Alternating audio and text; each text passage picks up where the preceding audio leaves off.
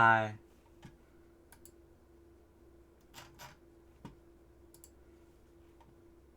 Hello. So, hi everyone. Uh, yeah, right? I have 90 golden now, which is weird. That's weird. Um, so, yeah, basically, what I've done in the past for some goldens is I did, like, recorded offline yapping sessions about my strats and such, but, did I already close the thing for no reason? Yeah, I'm awesome. But like with 9D, I wouldn't want to just do that offline. So I'm gonna try doing it on stream. Um, yeah. I don't know how much there is to cover, and I don't know how long this will take. I don't know if this will take multiple streams or anything. I also hold on. Before, I like slightly change the scene, it's okay. Look, the golden list is all pretty now, because you can like change your local files and make it so that it's maximum brightness. It's so pretty, right? That's so cool. You want to do that? Want something funny? Uh, the tier darkening is limited to a minimum of 60% because mini. So all you do is you can just like press F12 and like change your settings in like locally saved files. It looks so cool. Okay, I'm glad people agree. We need to just like make this a feature of the list. I don't know. But he's such a weirdo. Okay, but yeah. So do you think I should have sound on or off? Because like I feel like the colliding of music would be a little uh chaotic, but I also feel like I would like to listen to my own music.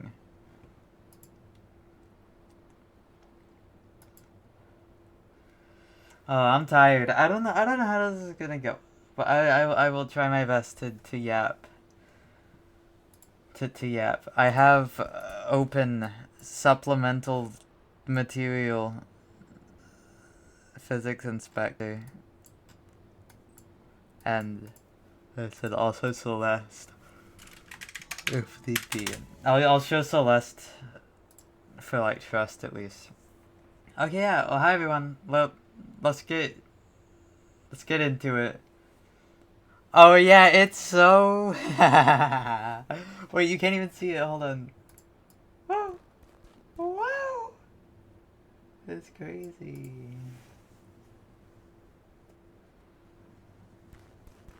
Yeah, true. When was my first time like ever playing Celeste? Hold on, I'm gonna look this up. If I go into, no, it would have been like 2021, mid 2021, mid 2021, and also some golden. Thank you, Banks. Yeah, I'm proud of coloring the list. It's both deathless because the version in Museum doesn't have a golden berry because of awesome.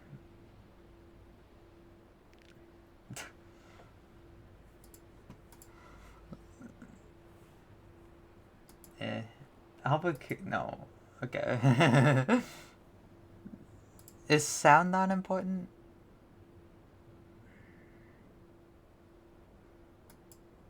You got the conversations. I'm gonna. But yeah. Okay. I don't need to hyperanalyze everything. Is the thing. A lot of this is self-explanatory. This is just the movement I do to get the berry. Um. A lot of my movement at the start checkpoints is speed movement, but I never specifically like labbed anything to go fast, except for like a couple occasions. This is just like the movement that like naturally formed over time as my strats. So like yeah, there's that. Fun fact by the way, because the campaign name is different, the museum version of 9D has of old 9D has different moon cycles than this version. It's a very slight change. Also like textures and everything. What I tried to do there, this is a speed strat I hit like almost none of the time, is a wave dash into like 3 corner boosts. You can often get too much speed for it, so you purposely try to do it slow, but yeah, I just didn't do it. Yeah. Yeah. But here's this. It's worth noting when you uncrouch you get freeze frame, so it's not as tight as it looks. This is one of the rooms that's killed me the most, like ever. Highest percentage. Yeah, almost 100 runs have died to this room. I will probably do this, find X.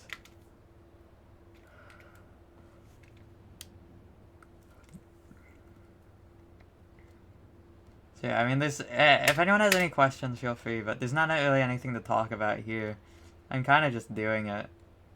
I'm kind of just doing it big. That's a nice Coyote Hyper. Apparently you can make it over this by just jumping and updashing, which I didn't know until yesterday when I watched Finn's speedrun. I probably should have been doing that if I could be, but you know. Hi, bye, Jessabatic.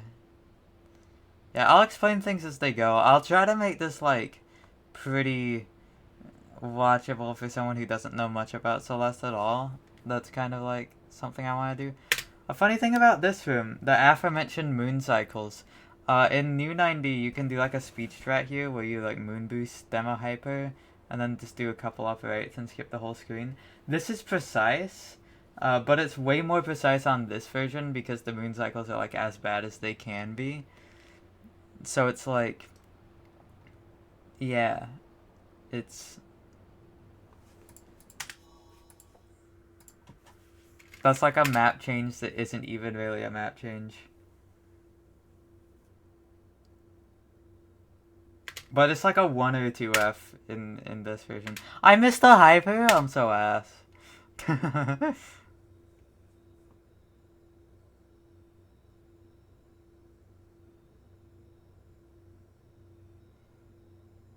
Yeah, I mean, there's not much to...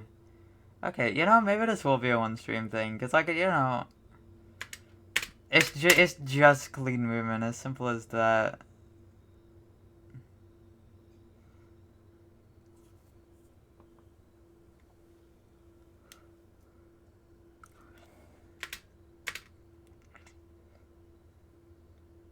Yeah.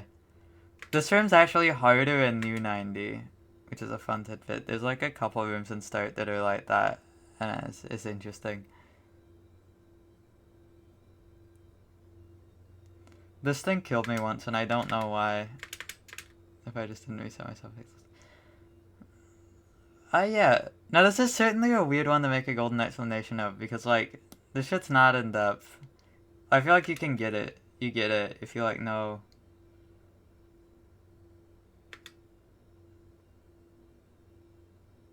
That's true, Hive Minds.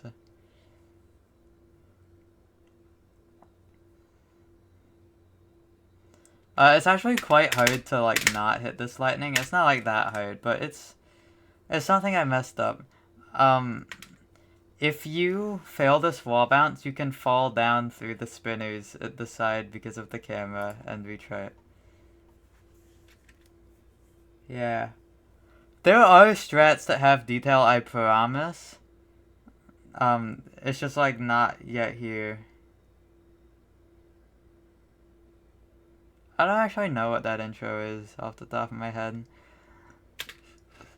It is worth noting that, like, the entire top of this block isn't safe, because there's a, like, that spinner does extend above it. You have to dodge that spinner. But, yeah, it's tiny detail.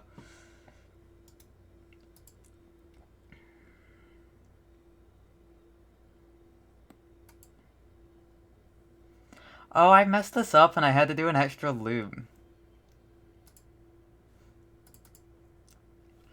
But yeah, I mean, these are just like, maybe not like the fastest routes to do all these things, all these hubs, but they're the routes I chose.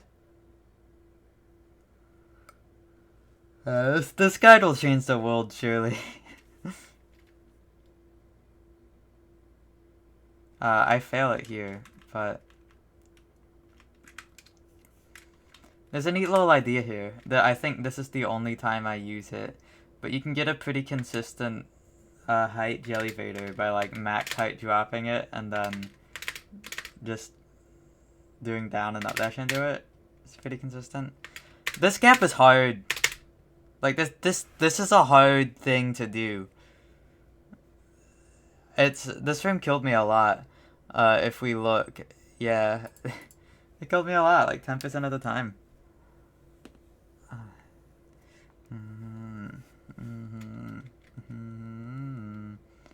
Yeah, you can jelly smuggle there. There's a barrier there, but it doesn't do anything because it's in the next screen and the rune transition raises you above it. You know, this is like really interesting to do a golden explanation of because it's so different in that there aren't strats for a lot of it. A lot of it is just what it is. Optimizing Jelly Vaders is silly. I kept dying to Jelly Vaders. I keep just like messing up the inputs sometimes. It just happens. But it's just drop it and then you want to grab the jelly like as high as soon as possible. Yeah.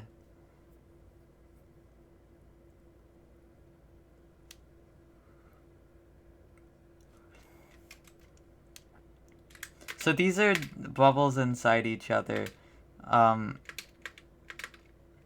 I guess like the only notable thing here is how you down right here and you enter this bubble and then like immediately enter this bubble, so you only have to dash once. But yeah. It's true, Mochi. To do ones, and I guess this is like for the Edge of the Universe screen, but I like do a different hand position to do like optimal ones, you know?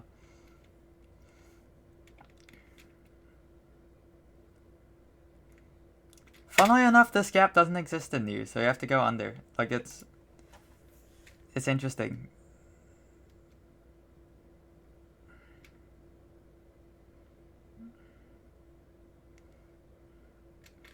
Oh, this one there's actually a little something to explain. I try to throw it at like on the way up at max height and then dash down right late here. Because yeah, that's how I stall properly to time this. There's a bunch of other ways to do this, but that's how I do it. Also, yeah, since there isn't that much to yap about, I will just be. So look at this, okay? You can see that I hit this spring and I'm crouched. The way that happens is if you, whenever you land an ultra, like land from a down diagonal dash, you land crouched. That's what happens here. I land on the ground and then hit the spring and then I'm crouched. It's crazy. This is the earliest room I've never died to. It's kind of hard to die to this room. It is jelly check.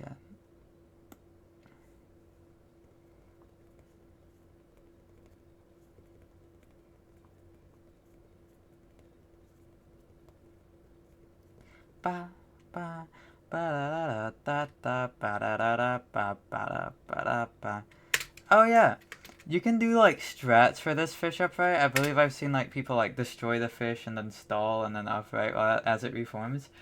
But what I did here, intentionally for speed and for practice, is just doing the upright into the fish and just like get a good feel of how to do a fish upright early on. Because like there's a bunch of fish uprights later in the map and you kind of want practice on them. So I think this is one you should do. Plus it's not really dieable. I have a pixel line up here. You see this dark pixel on the wall, I believe? Or is it this one? Yeah, that one. I put my hand above it. That's my lineup.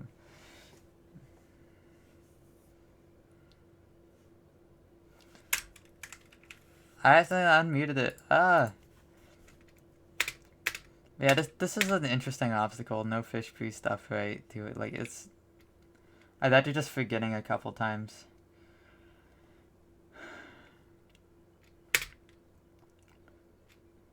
Something I'll explain is that like I have a lot of these speed strats where I do a wave dash or a hyper into a corner boost.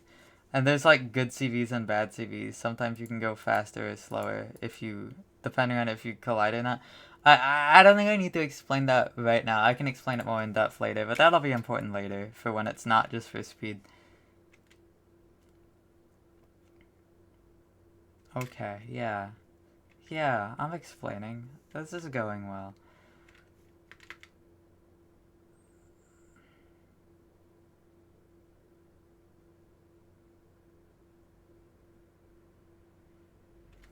Oh, hard part, honestly. I got the hang of it, but I throw when the jelly is like in the middle of this spinner. And that's it. Actually. Like cruise boost. Oh, something, this is actually where I died in my 2x attempt. Because apparently I like started messing this up. I used this background guy as a visual cue, but they're so weird as visual cues because not only do they scroll, but they also like move up and down, so it's not a good visual cue. I threw it early here, and I threw it even earlier in my 2x attempt. Early enough that it killed me. So like, don't do that. Throw it higher than me. Maybe realistically you should be using just like different stuff, like maybe like level to this after this lightning. I don't know. I can point out visual cues. This is one of the first times. Yeah, it's actually a setting in the map.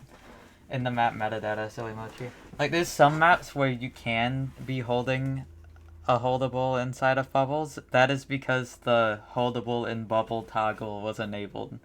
That's a thing.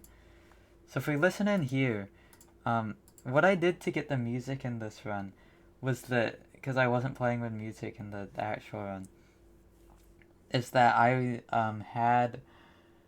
just had the video on my second monitor, and I tried to play to like match the speed so that all the music would be correct, but not only match the speed, I had to match like the events of the music. So like any music fade outs, I had to try to enter those triggers about the same so that it's close enough. And there's like a sound glitch trigger here. Hear that? Like that's, I had to time that. I was like, here actually, I can, for some reason I was in my face cam scene during this, but where is it? It would be, check this out. This is what I was doing. This is how I got the music for it. So if we listen to like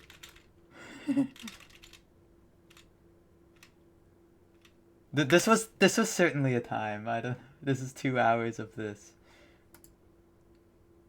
70.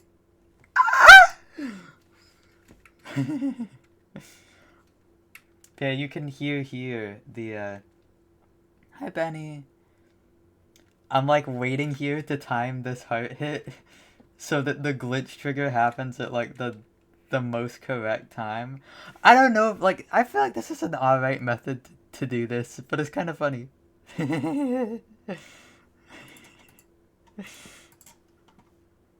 That's how I got that music going. Yeah. Shoutouts to this, by the way. It's just a moon boosted super. And technically if you miss the moon boost, it's fine. But I hit the moon boost like almost all the time. And I guess you just like lock in, right? And I suppose you probably have like a good amount of frames to do it. Yeah, we're still at the point where I'm doing speedy movement over like necessarily. And that's another thing, I guess, right? Like, a lot of this, like what I used to do is do the most safest and best strats all the time. But the thing is, there's a lot that you have to consider, such as strats will take longer, which is a pretty bad thing, especially if the benefit is marginal. And also, it's more to remember, which there's already so much to remember. You really don't need more. So, like, yeah, there's a bunch of points where I could have done, like, like a setup wave dash, or like a setup jump, but, like, a lot of the time it's better to, like, just do that hyper, you know? 90 randomizer low death. That's actually such a good idea. No, you're right. I should do that.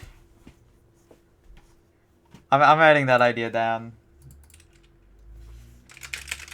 Oh, but my room transition strats.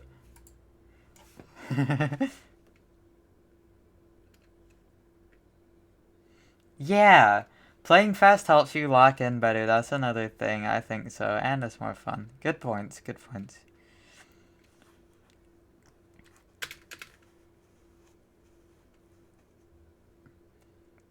Fun fact, if you have cheat mode on, this heart gate actually will open. It'll just like take like a little bit. It doesn't even take like that long. But yeah. I guess something else also. You need to make sure to not go too far right and trigger this early.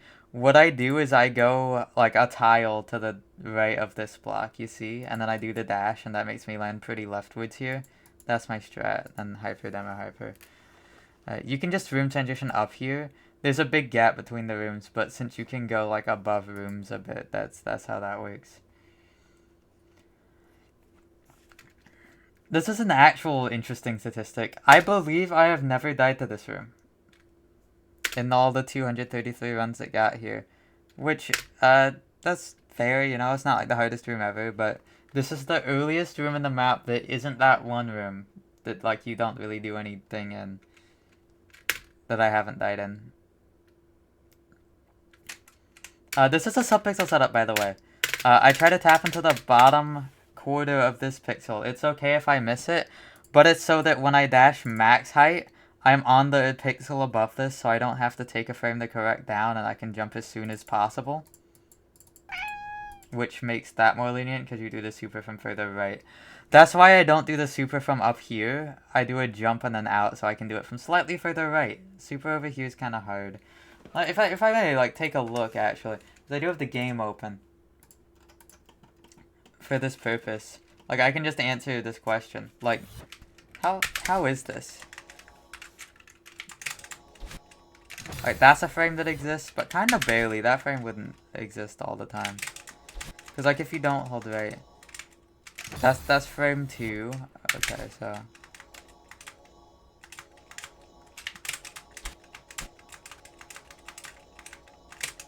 Yeah, this is like a 3F, but like the first frame is kind of questionable. The first frame's questionable because I'll explain this now. This does come into play later. So look at this frame I dash up on, right? Like, I definitely corner correct. I make it. But I make it by 0.08. If my inputs are imperfect, which they will be often, I might release right like a little soon here, and then watch as that frame doesn't work anymore.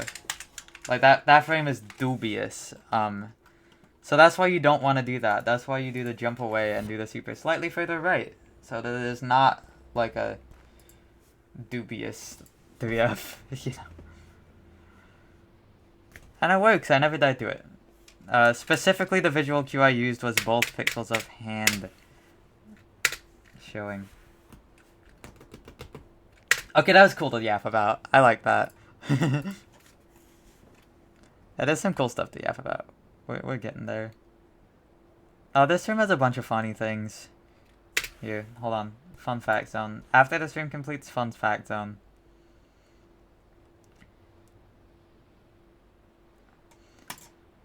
Okay, so let's hop back into Celeste. I should just stay where I'm at, but... Look at this filler room. This filler room exists so that you can't, like, room transition between these rooms, I'm pretty sure. Or something? I don't actually know. Hold on, let me get this all looking correct. But the consequences of that filler room existing are that you can stand here. But if you crouch, you die. This also means if you land a delayed ultra there, you die. So, for instance, it's kind of funny. Yeah. Alright, we're coming up on something that is funny. Oh, but we're actually coming up on, like, another funny, though. Which is that the fact that, this up dash is actually, like, pretty hard. That up dash is hard.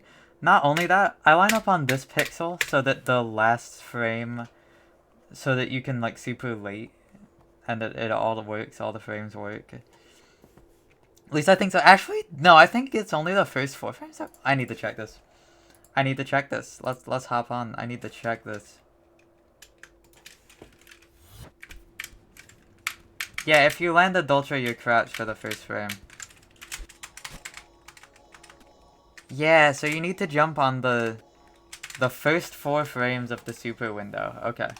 So it's not a full super window, it's only the first 4 frames. But you also like sort of want distance. If you do your supers well enough, you can reach this key without landing on the wall first, which is like an interesting... It happens some runs, it doesn't happen other runs. It's completely unnecessary. Okay, camera smuggle. So, here's the concept, okay? Also, having the game open is so useful. So, there is this trigger here. You can see this trigger. This is a camera target trigger. Like, when I'm in it, the camera targets this area. Yeah, you can see, like, here's that. Yeah. So what you can do... Also, your cannibalism. So, look at this. Look at Madeline. I did a down diagonal. I land and I crouch. That is just what ultras do. So, I need water.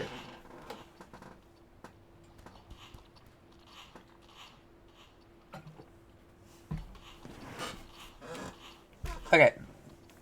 So, explanation for this is that you want to enter the room inside of this camera trigger's hitbox. Now, normally you can't do that, because when you room transition, it's gonna normalize Madeline's position to be right next to the border, so you can't do that.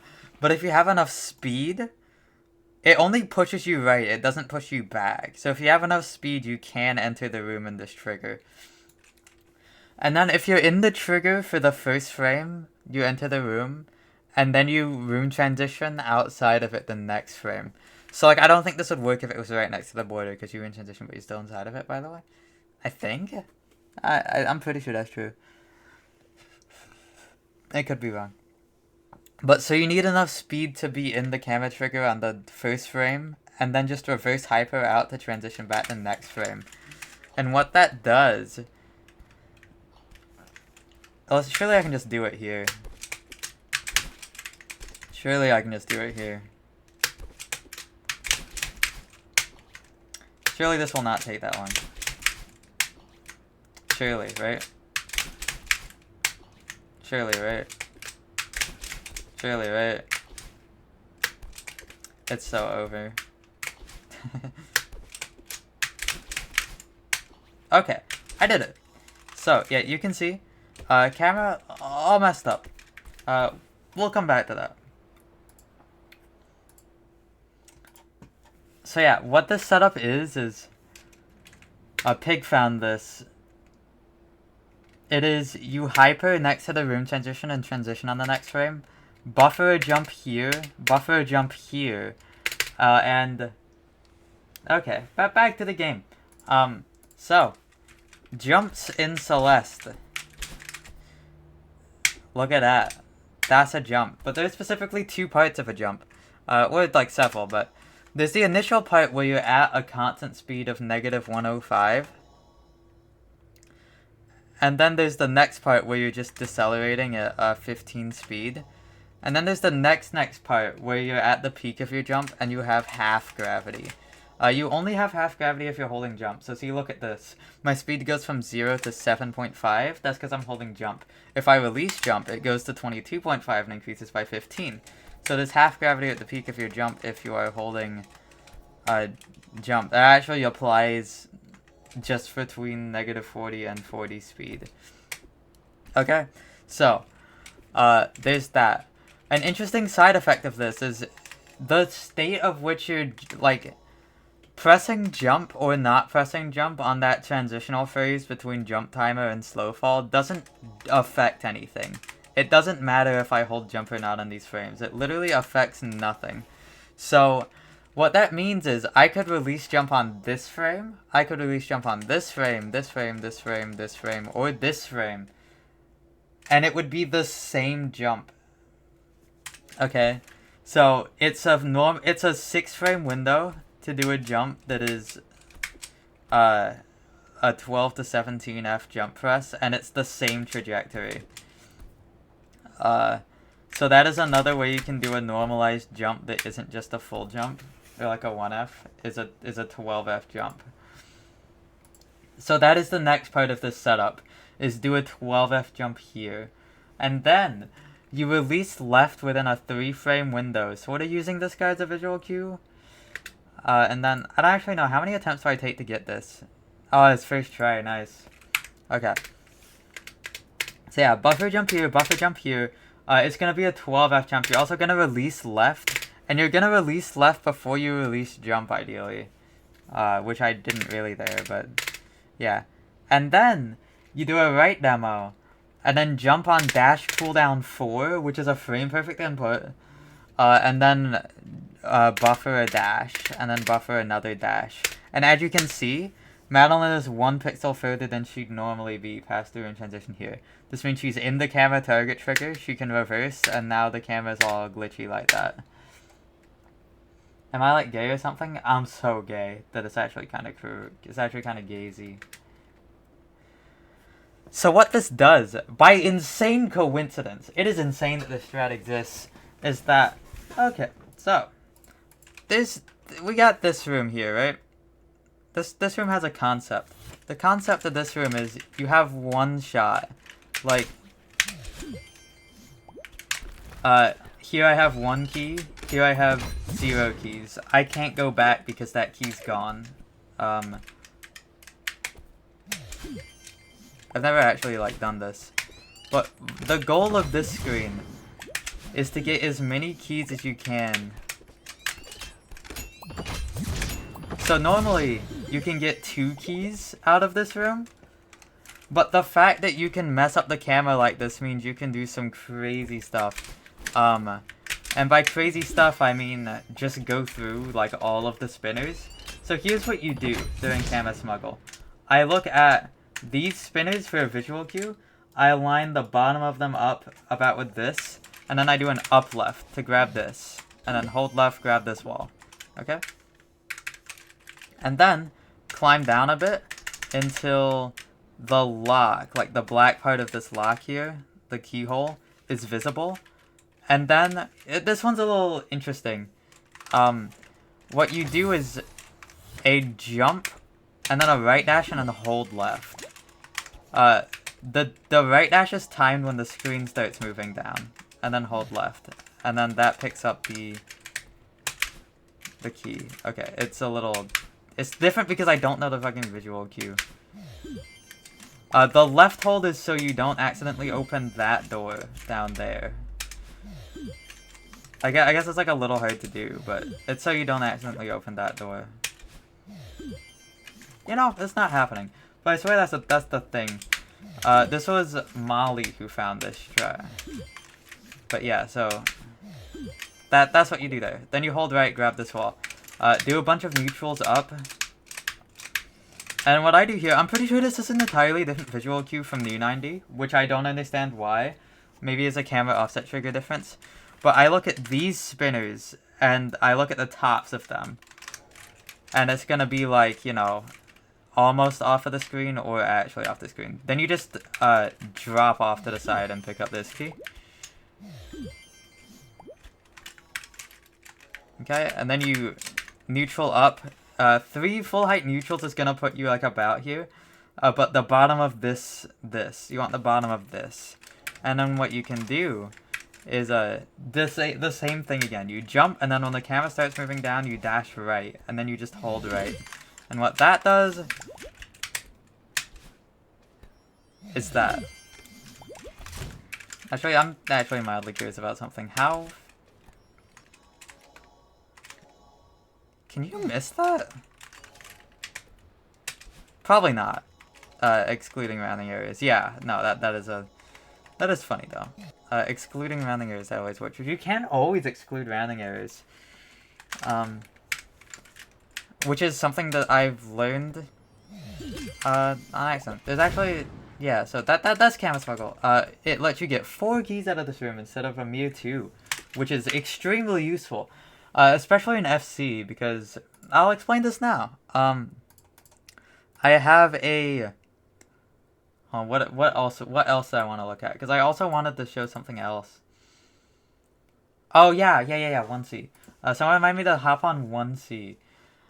I guess I don't need to hop in 1C. I can just, like, describe it.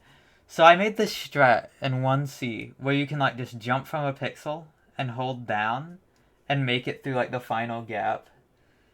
Right? This is for, like, Eugene labbing. But apparently, like, there's, like, a little bit of the pixel that doesn't work. Like, a rounding error amount of the pixel that doesn't work. And usually, I disregard that because, like, oh, that isn't gonna happen. But the thing is there. The conditions for it were actually met. You corner correct soon before, which, like, puts you back on a sort of grid from an updash. So that makes you able to get into the range, like, often. And, like, the sort of obstacle it was one that you would drift downwards on and die, I believe. So, or maybe it's the other way around, but still, like, you can't always disregard rounding errors, but you can most of the time. What I mean by rounding errors is, like, sometimes there's a strat where, like, a whole pixel works, except for, like, 0.00002 of it. And, like, that is not going to happen most of the time, but sometimes it can if very specific conditions are met. You know what I mean?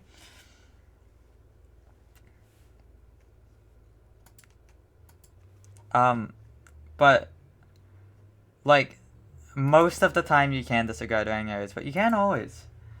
That was a little side tangent. But yeah, that's Camera Smuggle. So, you can see that is my work in this key hub. I've gotten every key possible in this map up to this point. It might be like, how have I decided key routing? That's with this spreadsheet. God, it's hard to do this with my graphing.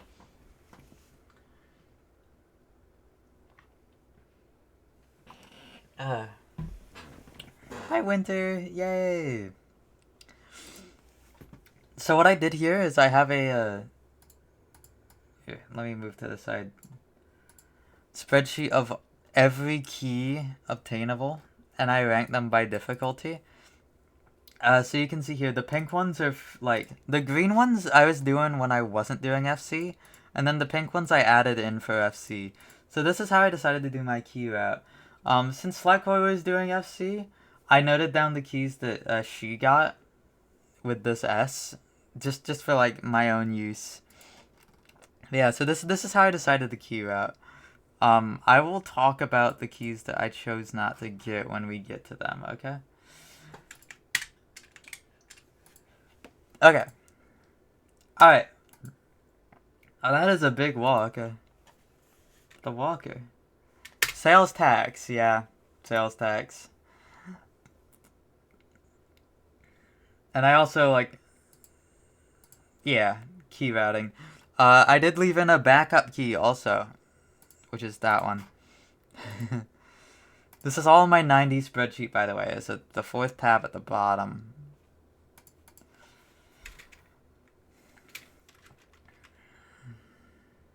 Did I ever forget any keys? There was one time I forgot a smarts key in a segment run, I think. There was also... oh, what was the 3-death run? I forgot a key in Reuni and I had to go back around. And I did Infinity a second time. But I didn't die. This room is genuinely just, like, really hard. This gap, like, landing in this gap from a super, then doing this wave dash. It's hard. And also, this ending gap is fucked in this version. What I do is a reverse hyper. But look at my inputs. I do a neutral reverse hyper. Now you might be like, how do you do a... why is it offset now? Why does it look offset? It shouldn't be. I don't know, it kind of just does that. A neutral reverse, but don't you have to hold the other direction to reverse? But see, no. you have to be facing the other direction to reverse. So what I do here is a variant of the reverse where I press left and then I release left and press jump. So it's like a little weird, but that results in getting that trajectory. I think I might have messed it up by like a frame there. I usually did. I usually didn't do it perfectly. But that is a neutral reverse. By the way, something about reverses is that you want to be like staggering your right and jump press. Like you don't want to press them at the same... My input display here is quite a bit ahead. I don't know why. The Celeste capture has like 3 frames away of delay and the input display doesn't. But yeah, you want to be... Well, firstly, I actually think you can buffer this jump. The spring sets you up max height pretty good. Yeah. There's nuance, but... Yeah. Thank you, Felix. Here's this. And now this room. This room is funny. It has the only slides onto a falling moon block in the whole map. I didn't have, like, anything to yap at the start. I was like, ah, geez, what? And now it's been, like, almost an hour, and we are 10 minutes in.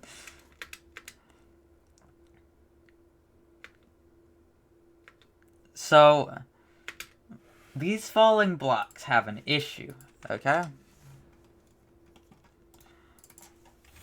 And that issue is that sometimes when you try to slide onto them, it's not gonna work. So like, let me try to like get it to happen.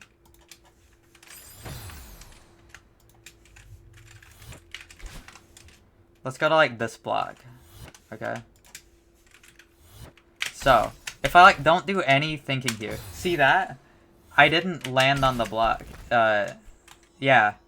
It's kind of like epic fail. I missed landing on the block. And the reason that happens is almost RNG. Like in some cases people might call it RNG. Notice here how I got unlucky. It just depends on the positioning and Madeline's subpixels and speed. If you get it successfully, it will look like that. It depends on a lot of factors, but basically, what I try to do here is neutral to be as even with this block as possible, so that I either like very slightly slide or very slightly have to fast fall, then do a hyper here, and then, so, a common way to normalize subpixels is by sliding against the wall. See here, if I'm holding into this wall, I can either get 0.5 or 0.32 subpixels. And in the specific case of this moon block, this is relevant because both of these are going to take 2 frames to cross into the next pixel once you release, okay?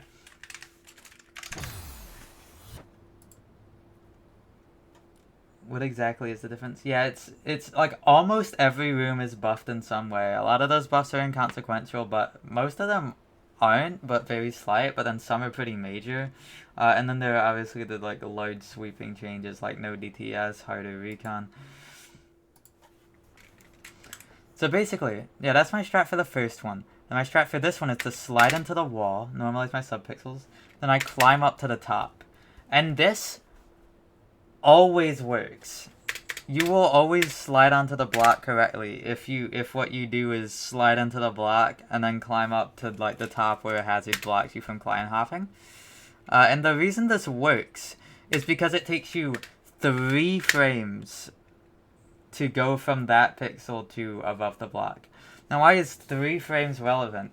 Well, a block falls at the same speed Madeline does, which is 8 pixels per 3 frames? 8 pixels per 3 frames. The 2.66 pixels per frame, which is 8 pixels every 3 frames. So it moves a whole amount of pixels. Like it's a... yeah. And what it does is it falls 2 pixels, it falls 2 pixels, then it falls 3 pixels, and that's a pattern that repeats. And if you take 3 frames to do something, no matter what combination of those you get, the block will fall 8 pixels. So that's going to be a consistent... like, the block will be at a pretty consistent spot. And that's why that works. That is a method of sliding onto a block that will always work. If you climb hop blocked, and then you slide into it. Yeah. Oh, shit. It's 2 plus 3 plus 3. It's 2 3s and 1 2. I'm sorry. This spinner is awesome. There's a spinner inside the bubble.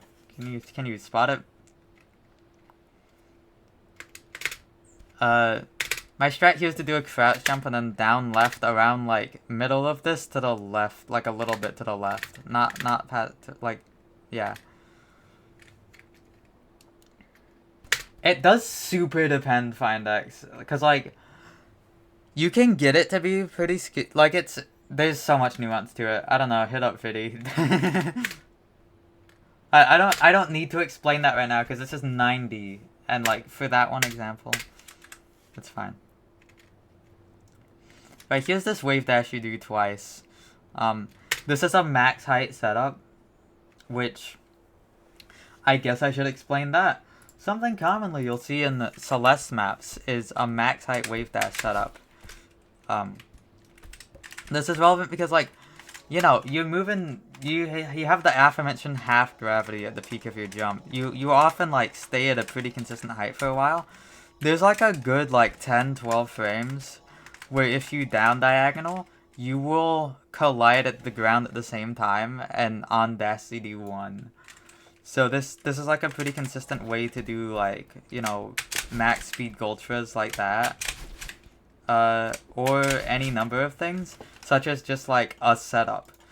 So for instance, we got this setup here. It's that. It's not like a standard one, because you're kind of drifting to the right during it, but everything about this is normalized, and yeah.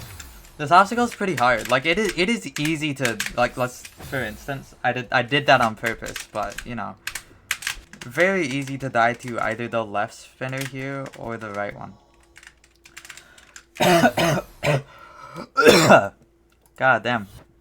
We're only at dedication and my voice is already, like, my throat's already... This is an undertaking. I'm discovering. I thought this was gonna be easy. Somehow in my 197 entries into this room, I have never died to it.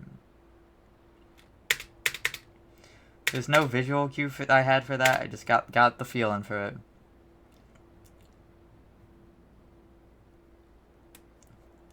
I know this is pretty self-explanatory, right? I do a demo wall bounce here. Demo is better because in a normal dash, Madeline's like this. But in a demo dash, Madeline's like this. Like, specifically the top bit of her is removed. And basically, what this means is that you're gonna jump from higher. Like, you're gonna...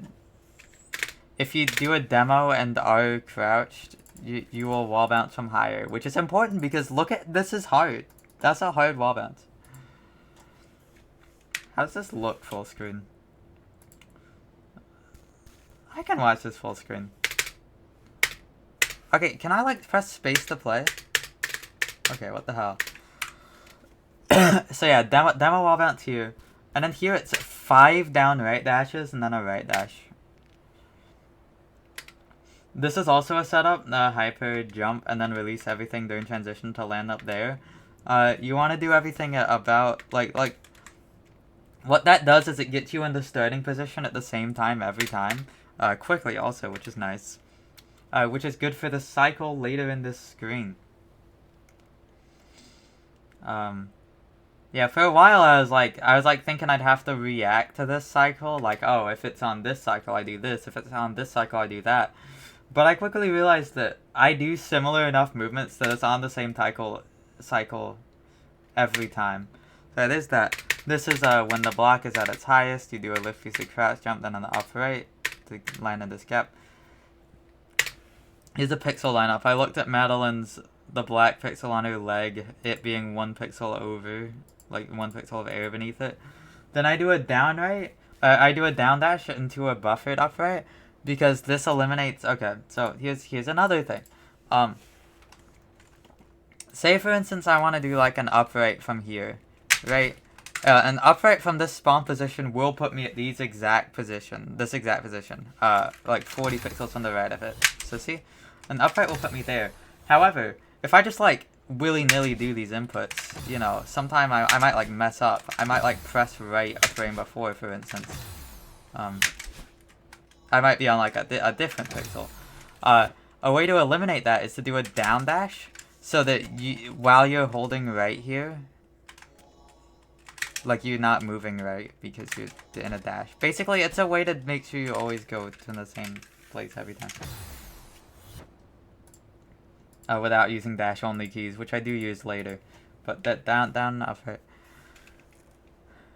Okay, this room. It has the funny core black spring thing.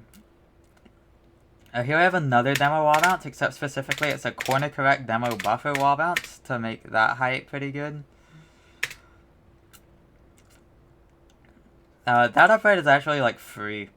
You know, like it kind of like maybe looks hard, but any upright that makes it through that gap will like land on this block pretty much. Maybe not like not fully, not 100%, but basically like practically.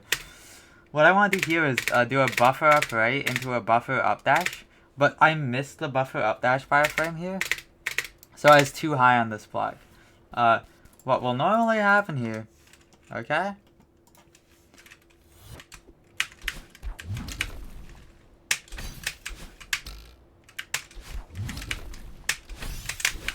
I didn't do the demo. I fell off.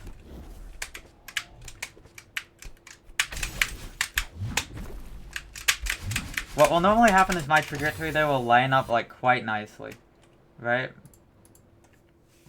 But here I'm a little too high and it doesn't. Normally what I do is I do buffer upright buffer up dash and I slide a little bit on the block, like just to get a little lower. But that didn't. I was too high here, and now okay, core block explanation. So check this out, okay? I am on the side of this core block. If I jump off at the current moment, I'm going to have 268 speed. That is because I get the lift boost of the block plus the lift boost of a wall jump. But a core block near the end of its trajectory is going to spit you off of it and give you its speed. And then you have some coyote frames to jump. This gives me more speed. So basically there are two different jumps you can get from the side of a core block. There's the fast one in coyote time, and the slow one in wall jump time. Yeah. There is nuance to that. I'll get to that in Gotham, I believe. Maybe. I think Gotham is one that comes up next. But basically, you want to aim to jump in coyote time here. And then do normally I do coyote jump and then a little stutter here. But since I was higher than I normally would be, I had to do like a pretty major stutter. And also a jump release. I did like a good save here. Oh, and this is funny. Literally just like land like pretty far left on this block. But not too far left. And then down right, down left, down right, down left, hyper. And it makes it. This strat is so insane. Because if it didn't exist, this would be one of the hardest obstacles in the whole map. Already, I'm struggling. Like, I've said so many words that my throat hurts. Like, this is gonna be, oh god. How long is this explanation video gonna be? Oh, good lord.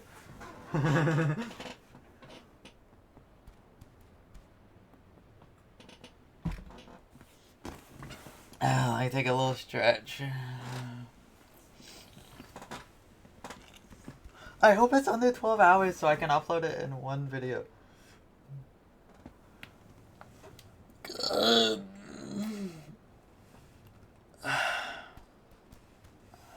Explain with hand gestures. Okay, so...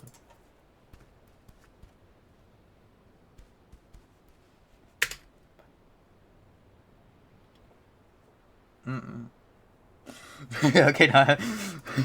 So, 8 hours, but you think you're undershooting? At the current rate, we're 11 minutes in. There's about 2 hours 20 of actual gameplay. So what? Oh, good lord. I just did the math. Yeah, it's probably gonna be a couple streams. So this is Cloud Room. A pretty infamous room. But it's not like... It's like up there, but it's, you know. But basically, you wanna... At least like my strat is to do a down dash and then a buffer crouch right jump. Now I actually miss that buffer quite often, but here's the thing. Okay, you can be too far right and die to this. It's a little harder to be too far left, so just don't be too far right. And then do this crouch jump. This jump is a little interesting. There's always like, what you always have to keep in mind is that the direction of your jump matters plenty. So like, look at this. If I do like,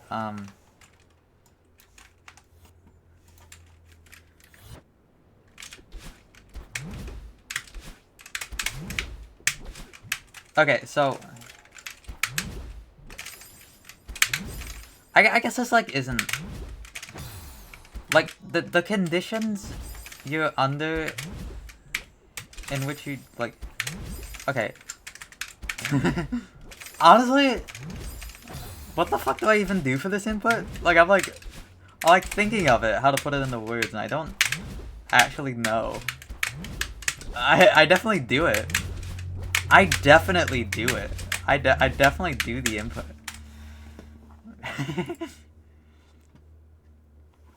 The main concept of this input is that you don't want to be too far left here. Like you can just be too far left here, and that would be bad. If I may,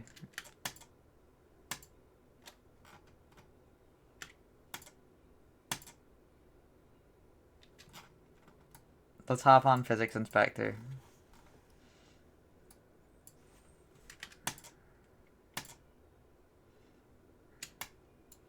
Okay.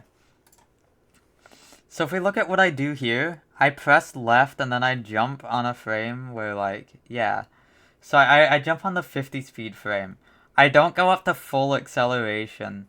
I'm only like partially accelerated, and that creates the trajectory for me to fit through here, if that makes sense. Basically like don't hold left too far before, but also definitely hold it a little before so you can go around this. This is actually interesting. It's actually kind of close to that. Like not really, but like kind of. Then there's enough right here. Then I do a jump and a demo right here. It's a demo because you can get usage out of the demo because you... Okay, you know what? Here's another concept to explain. So, when you do a demo, you're crouched. But at the end of it, you uncrouch. Okay? So, if you... let me think of one real quick.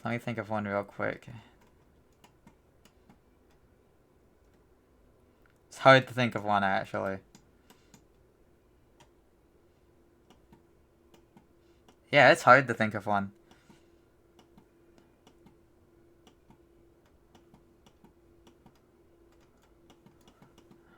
Alright, we're going to point of no return 8.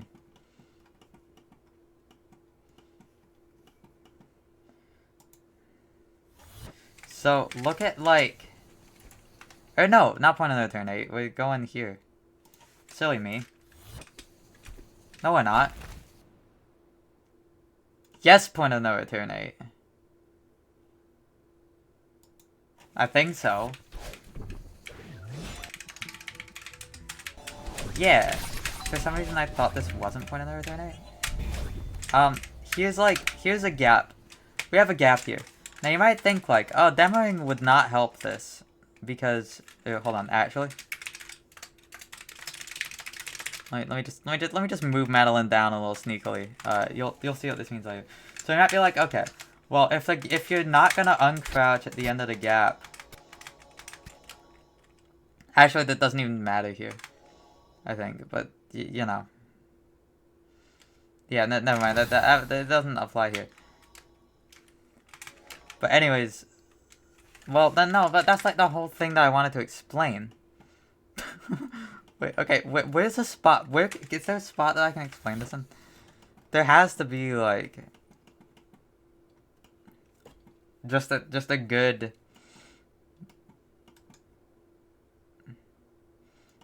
solid dash through finish.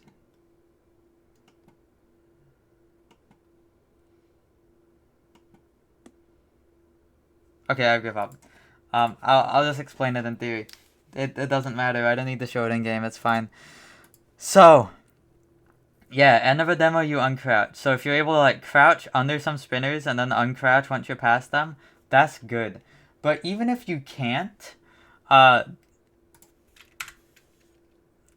okay, it might be beneficial to like not press demo on gaps that don't necessarily need it, because you're not gonna trick yourself into going earlier than you can if you're gonna just like uncrouch into an obstacle. But the fact of the matter is, when you uncrouch, you move down 1/8 of a pixel. So here I'm crouched and here I uncrouch, but I'm lower. So like technically demo can help even in places where there's a ceiling that kills you. You know what I mean? That doesn't even like apply here, but it applies some places and like in Celeste. But yeah, basically that demo under these. That's the concept. Then I jump pretty low on this, so that well, that really wasn't low. I think usually I jump lower than that, right? Maybe I just don't. I don't know. But either way, this dash is a difficult dash. Yeah. And so is this dash. It can be a 2-frame. This dash can be a 2-frame. There's a strat where you demo through here, but I just knew that this would be one of those inputs where I just lose my muscle memory for over time and I just like start messing up and then I just have to like recorrect it. I would rather just hit the very clear input, the very clear right dash. So yeah, there's that. This is a little subpixel setup. I try to be low on this pixel so that I land on this cloud as soon as Madeline starts moving down. The second jump thrust might be a little earlier than you think. So that's that. And then here, I try to land about in the middle of the cloud, and then do a right jump off of it, and then fit through this gap. And then release right, and you'll line up for the middle. If that makes any sense. And then there I got distracted. Okay. Oh, jeez. Okay. Well, there's not that much to explain there. You get it, right? I think I technically figured out. Good lord. Okay, so. Or do I need to do this? Like, I feel like, am I switching to the game, like, too much? Like, I feel like it helps to explain it, but I also feel like it helps to make it take 3 million years. Basically, okay. Look at a spinner. I can follow. Observe, if you will, the humble spinner. You can see here, there's a pixel that kills you right here. So, like, you would be able to corner correct there normally, but if you happen to just land Madeline on like this height, you'll hit that pixel and die. And whether or not you do that, okay, so what I'm trying to say is, I do a normal dash on this wall bounce instead of a demo, because normal dash, lets you corner correct on this frame. Whereas if you don't do a normal dash, that frame will kill you.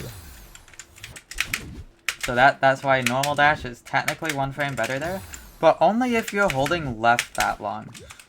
Which I don't actually know if that is often the case for me.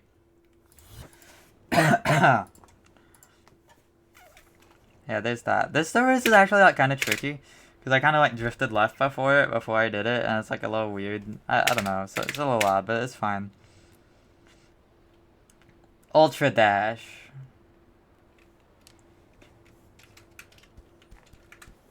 This is an entry strat where you just dash and then do a wave dash pretty quickly.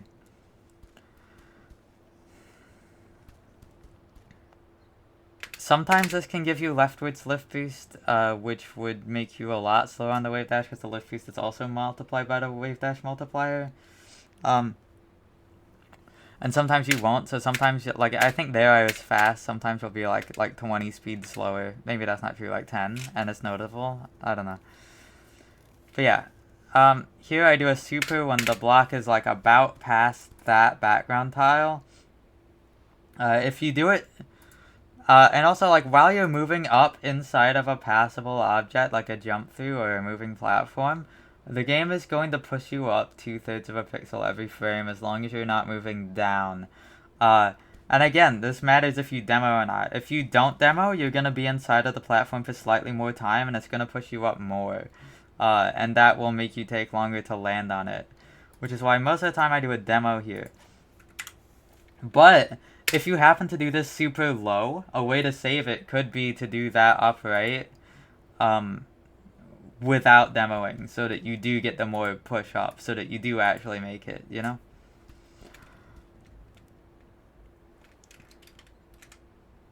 Another entry cycle, right dash climb up.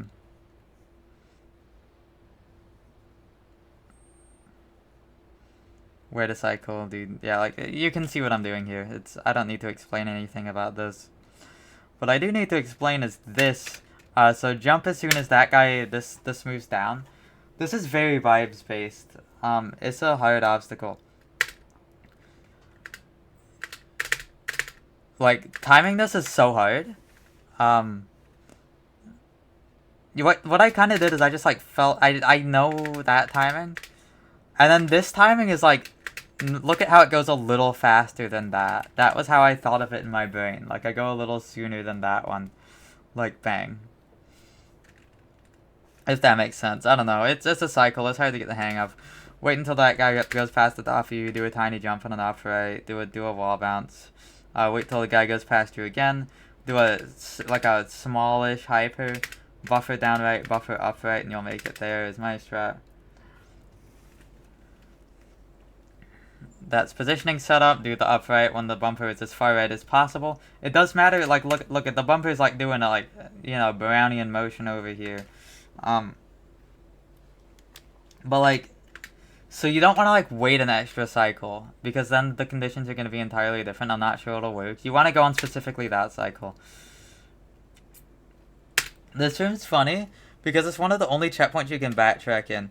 If you like mess up and need to backtrack, it's fine. You can do that. Yeah, there's this. You want to walk off, do a left jump here. Available.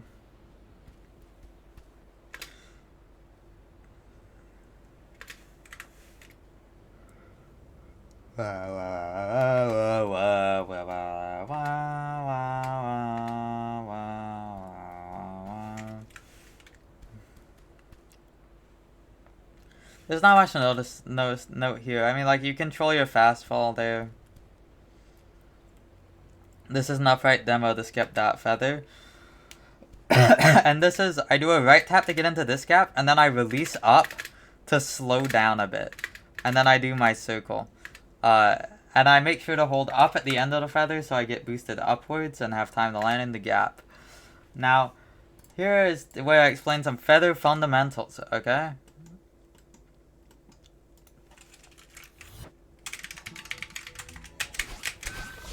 So, like, feathers have fast turns and they have slow turns. So for instance, if I'm going, like, straight up right here, and then I just hold down, you're gonna get here. Extended variance, always in feather.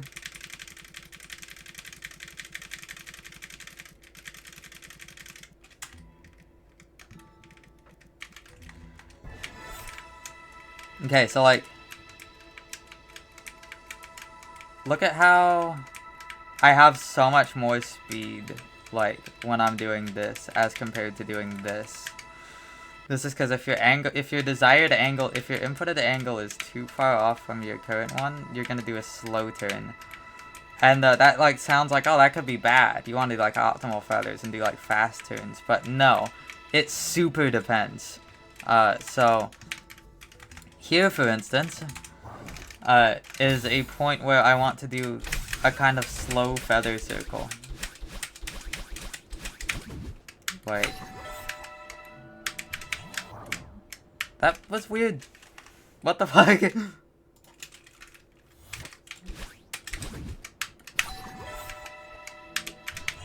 Yeah. So I'm not doing optimal feather movement there. It's perfect. It's purposely suboptimal so that the circle is a little tighter. And the release of up is so that not only do you have more time to start timing, to start the circle, to like time it, but it also eliminates the possibility of going into the sidewall. Yeah. Yours is great too. There's so many good usernames in my chat. Oh, extremely funny side tangent. Extremely funny side tangent, okay? So, look at this. Look at this. Notice how I live by 0.00006 of a pixel. Now, there used to be a funny thing in Celeste where if you were on an FNA version of the game, as opposed to an XNA version, XNA is default, FNA you get if you like switch to the OpenGL beta. Everest has fixed this, but before it was fixed, bubbles used to not perfectly center you on FNA versions of the game. So if you were on FNA Celeste, this would just kill you sometimes. Except not really, because you can just demo into it, which demoing into a bubble gives you 2 pixels more height, and then it doesn't kill you. But this is like one of the instances where FNA XNA differences came into human play.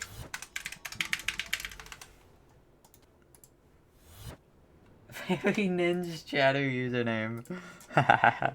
That's kind of right, I think. But yeah, that's a funny little tidbit. Demo under that spinner.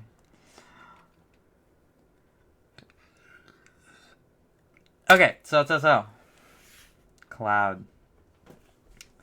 Cloud hard cloud. Spin crash, that's true.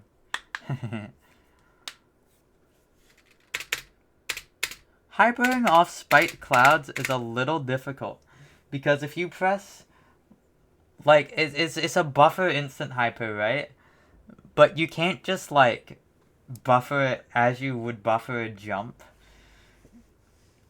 You need to buffer the dash and then buffer the jump.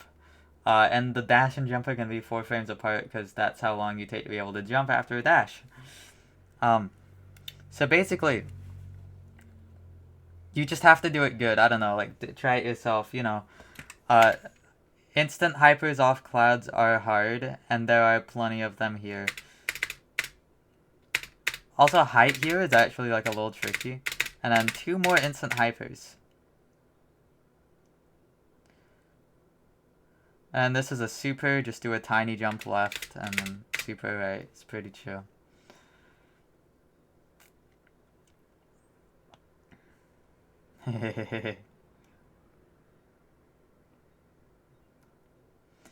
You want to make sure you do not fast bubble this. You can only see the downwards wind right now, but there's also some horizontal wind on this screen. And this trigger is going to change your horizontal wind. And you need to slow bubble, because if you don't, there's a chance that you have like a bad lineup and die on the next screen. And then that left dash is, I believe, a 6 frame, as long as you're not holding left immediately after it. And then you start holding left later. I believe that is the case. Funny fact about this screen. So normally when you do a vertical transition in Celeste, upwards transition, it's going to reset your horizontal speed. It actually does that with red bubbles too. Like, look at this. You take the red bubble up left, and you keep going up left. Celeste doesn't do that by default. This is an Everest feature.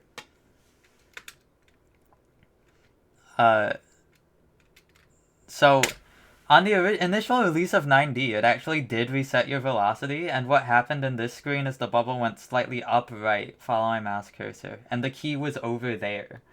It was a whole different thing. But then Everest was updated, and now you go over there. There was like a bugged version of Communal Helper that restored the old Celeste behavior, but like accidentally, and it like broke this screen. It's a common bug report to see people going like, "Ah, what the hell? This key's impossible." It's Communal Helper. You have a billion frames to demo here. Like, demo lets you crouch under it, but it also doesn't kill you if you dash too soon because you're low enough. There's a demo route at the bottom here, but I don't do it. I line up between these two like little bright spots in the wall. It's not precise. That's why my visual cue is a little, yeah. And I don't buffer that one. I don't know if you can, but yeah. So it's this. It's 2 uprights and then a right demo through here. Another right demo here. And then do this wall bounce. If you miss the wall bounce, you can fall back down to this bubble down here. Yeah. Yeah. This room is notable only because Madeline crawls up the top left here. So that means my eyes always drift to the text, the consistency tracker text. So I always took note, like, oh, I've been here 100 times. I've been here 125 times. Yeah, this room has invisible blocks, which is done by just having I believe, dash blocks that are smaller than normal. We can look, okay? Ugh. Yeah, look at that. So there's like a little pixel taken off of these blocks. Yeah, that's pretty much all there is to it. Invisible blocks.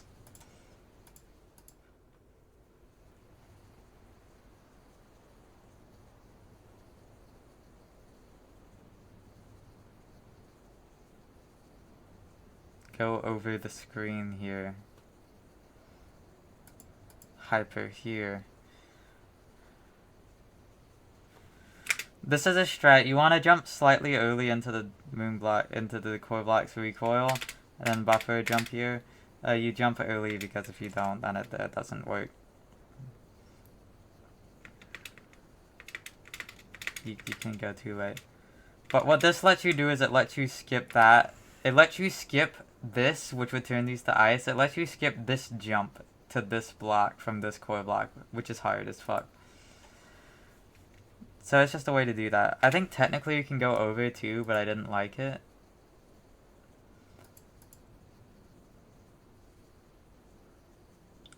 Three jumps here for timing.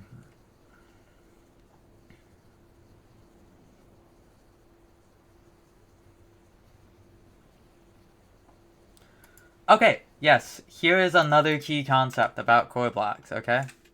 So, take a look at this, okay? So, this core block is like, you know how I said there's like 2 different trajectories, and it's like one of them is gonna throw you faster than the other? Well, such inconsistency seems like it would be a bad thing. There is a way around that, and that is to be like high on a core block like this, so that you only have like 80 lift boost. So now look at what happens. If I do a wall jump, it gives me 211 speed. That's the 130 from the wall jump plus the 80 lift boost. If I wait for the block to kick me off and then do a jump, that's 80 plus the 40 from the jump plus lift boost. It gives me 211 speed. So the 2 different timings of the core block suddenly now result in almost the same trajectory. This is a trick you're going to see often, jumping from the top of core blocks to make them consistent. Another thing also is that core blocks really love to not give you lift boost. So for instance, look at this. I grab the block like about here.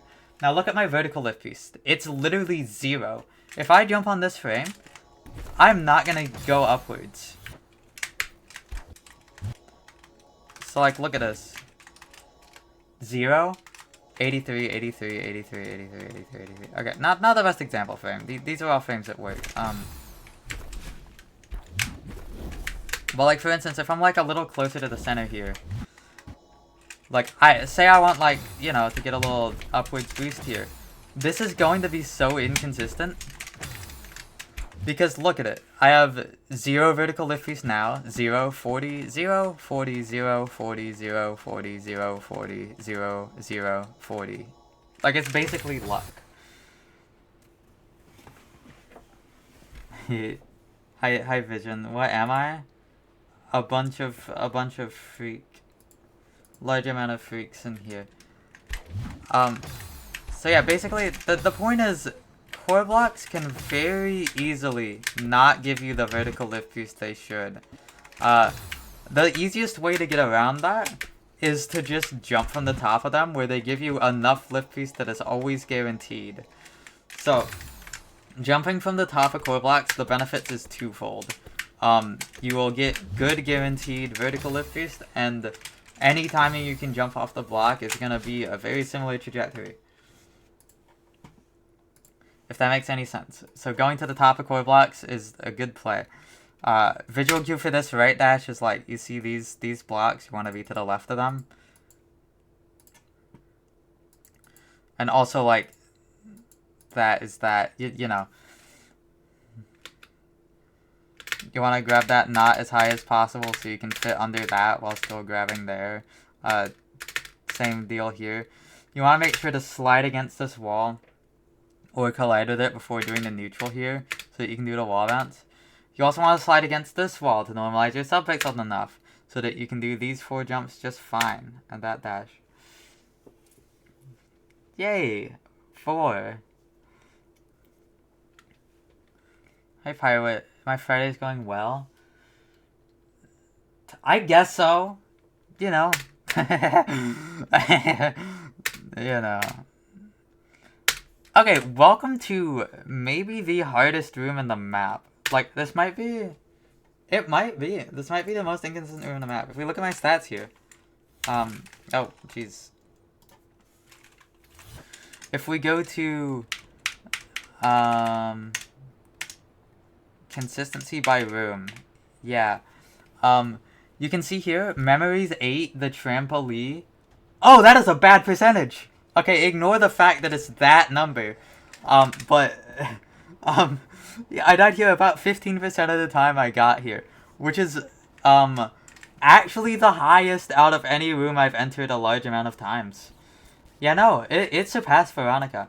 This room was the hardest room for me. At least, like, to get past early on. There's definitely, like, rooms with a lower sample size later on that could be arguably harder, like Final Goodbye or Final Golden Room, but first third, unquestionably, fuck, this room is so hard. Insane that it was that, but, you know. Why is this room so hard? Well, it basically comes down to, this gap at the end, but we'll get there. There's still plenty to talk about. Timing strat. Walk in, climb up, do 2 bounces off the spring, up dash, drift left, bumper boost. You want to press left around, like, the middle of this tile, background tile thing. It's a 6-frame timing to get that left press. Demo into this booster. And then you're, like, pretty much smooth sailing up until, the hardest input in the map. Maybe. I don't know. For me.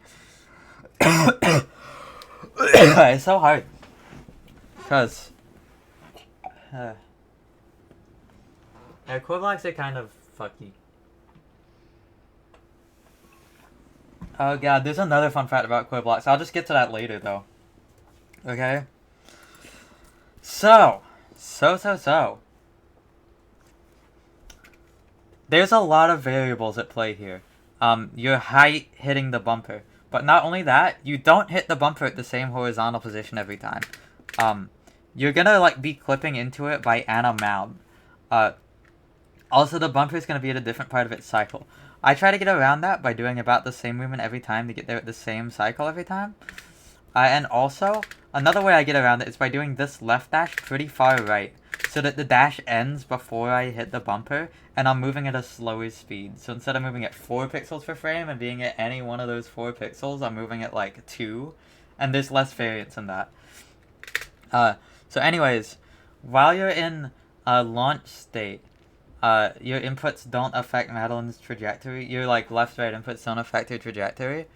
And you stay in launch state as long as I think the vector of your speed is less than like 280. Or more than 280. You only enter normal state like about like maybe here-ish.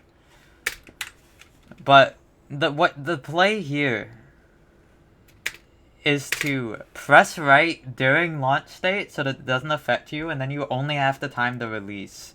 I use this little penis statue in the background to time my release. But it's so hard. Not only is that why it's hard, but you also like still have horizontal speed going into the gap, so it's like it not as lenient as it could be. This obstacle is fucked. This obstacle's fucked. This is such a hard input. It was absolutely brutal. There was one day I died to it 4 times and then I got past it at the end, but 4 times is fucked up. Anyways, dash 1 frame before rune transition, buffer another dash. Make sure to do this upright, not too late. And then welcome to the cycle room. Big concept here is that steering the block makes it go up slower than not steering the block. Also, another big concept here. Check this out, okay? So, thank you, Snows. Did I say that? I don't know. Big thing.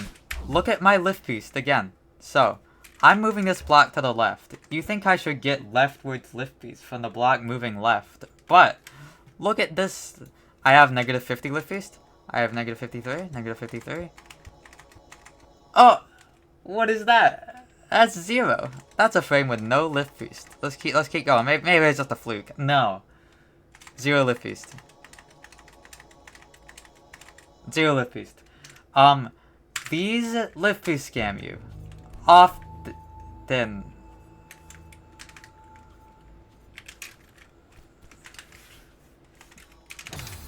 And so, whenever these guys show up, I try my very best not to just do moving wall jumps off of them. That is, the goal is to do none of those. Luckily that's not too hard on this screen, but I do just do a wall boost here. I do a neutral climb jump and then a press away, instead of pressing away and then jumping with the variance, you know? So here you want to make sure, again, I said like steering slows the block down. You want to make sure to do not that much steering here. And just fit through the gaps. Thank you for the sub, Lily. And then if you did all that right, you can do a little bit of steering to fit under this guy. And a little bit of steering here to fit under these guys. And then just go to the right here. Most of the time you'll trigger this crumble block. Sometimes you won't. If you don't get a stamina refresh, but it also doesn't matter.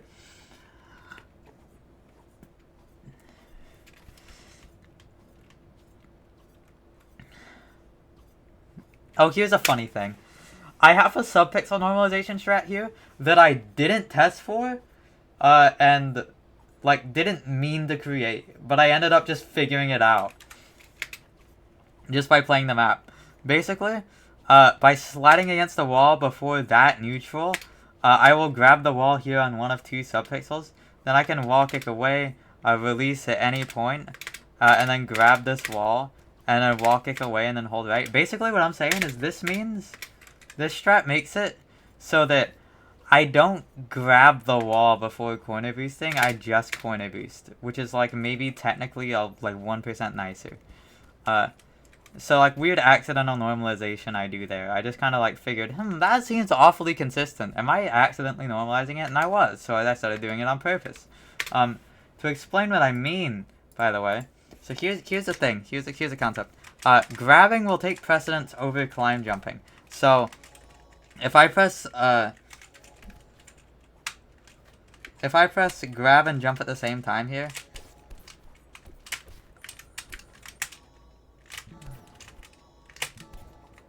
it's hard to demonstrate. Basically, if you're in grab range of a wall and can grab, you will not be able to climb jump, you will grab the wall instead. Climb jump range is up to 2 pixels of air between Madeline and the wall, but grab space is only 1. So there's 1 pixel where you can climb jump without grabbing the wall. So like pay attention here to sometimes you'll hear a grab sound. Here, I'll turn off the music so you can like super hear. Sometimes you'll hear a grab sound, sometimes you won't. Like there's a grab sound. There's a grab sound. There wasn't. So there I'm not grabbing before. There I am grabbing before. And yeah, that's basically in concept what the difference is between like a good dash with CV, good dash with downward CV, and a bad dash with downward CV. Basically, it doesn't really matter here, but that is also a thing that I do. So there's that. Jump off pretty low here. Do an up left demo, you know.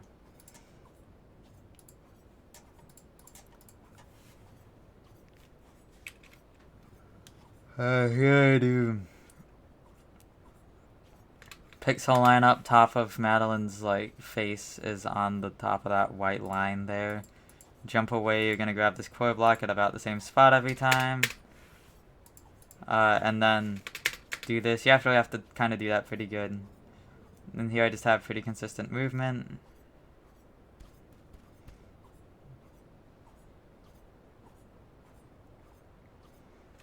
Right, that you understand, right? That's just all buffer. That's max height, wall kick, you know. Bunch of turnarounds here, kind of difficult. Most of the time you should have an extra climb jump there. If you don't, you can fit in that gap with just neutrals anyways, so it's fine.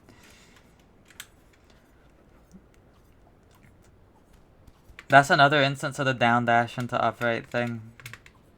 Funny thing is this crumble block is actually off grid, so that doing a max height right dash actually always works. It usually doesn't all the time. Usually you can be too high, but you can't here, which is very nice. And up dash, drift right, hold left. Slow bubble these two, but then fast bubble these so that you can buffer this and hold left and grab this wall.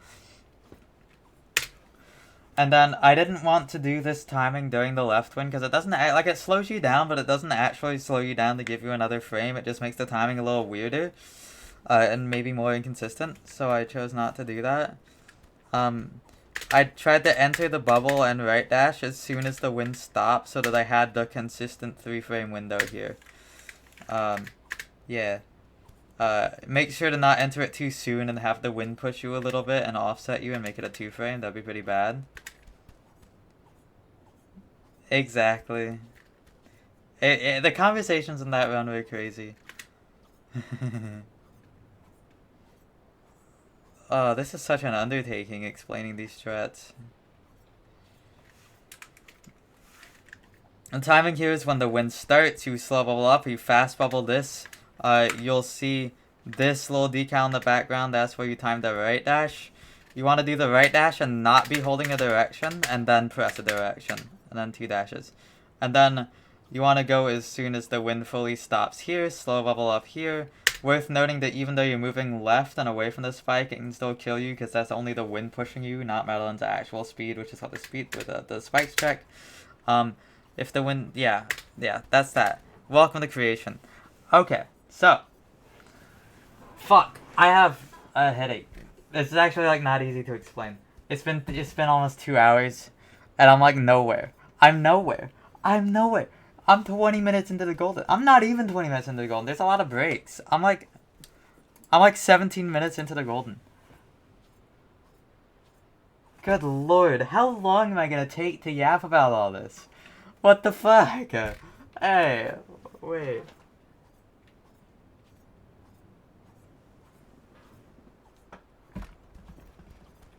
I'm glad you think so. I'll try my best. This is gonna take a couple days. I might do other things in between. I don't know.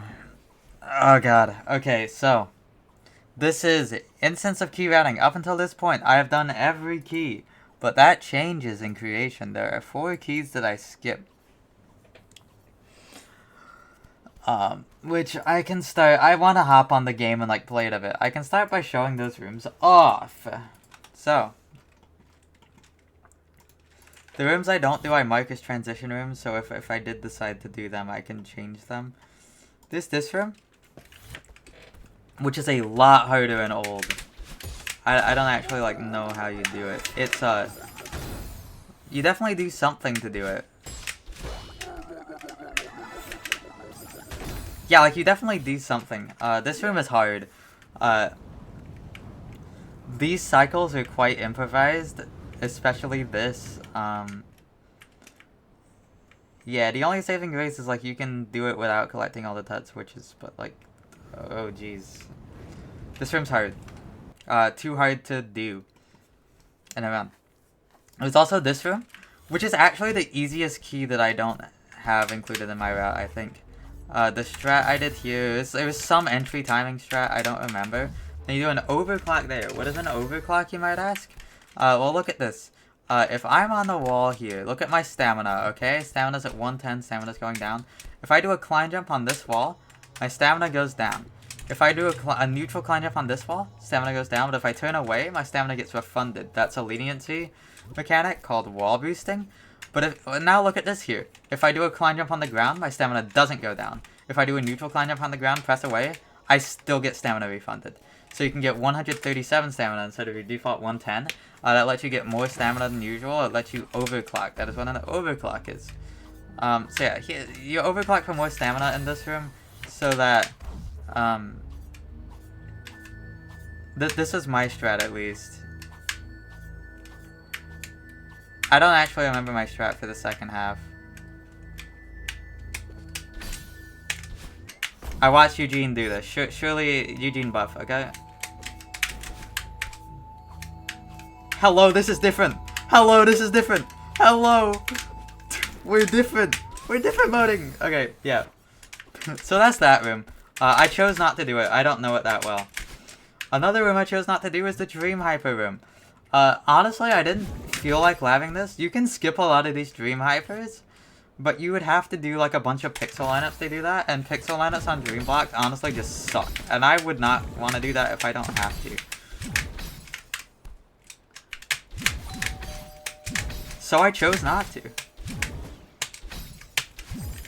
But yeah, it's a bunch of Dream Hypers. But not only that, there's a secret demo room over to the side. Demo room reference. This room is hard, especially in this version again. Like demo dash, and then get the key, and that demo back. Actually, you can. Yeah, so those are the keys that I chose not to do. All the other keys in creation I do get, so let's take a look at them right now. I think this is the hardest key that I do, and only because there is a this is a 4F as long as you release left. This is a 3F left dash, despite how it may look. That's not that bad. Make sure to slow bubble these. Make sure to demo this so that you're higher here so that this wall grab works. This up left is a 4F, I believe. Up left, left, down, right. By a lot. Yeah. Core room. Yeah. There isn't so much to explain here. This is the route I take for core room. Only thing is, another instance of the thing here where you want to be high to guarantee vertical lift boost and to guarantee a consistent launch. That's actually less important here, but if you can not do that, but the thing is, like, if you don't make it here, okay, so look at this. I have a dash, right? You can use that dash either to go over to the right or to go over to the left. Or technically not at all, but like you probably should be using it. So like if you do this jump and you end up short, you can dash to get on this block and it's fine. You just have to do this good in Coyote instead. If that makes sense. Yeah, this is my route. Pretty self-explanatory.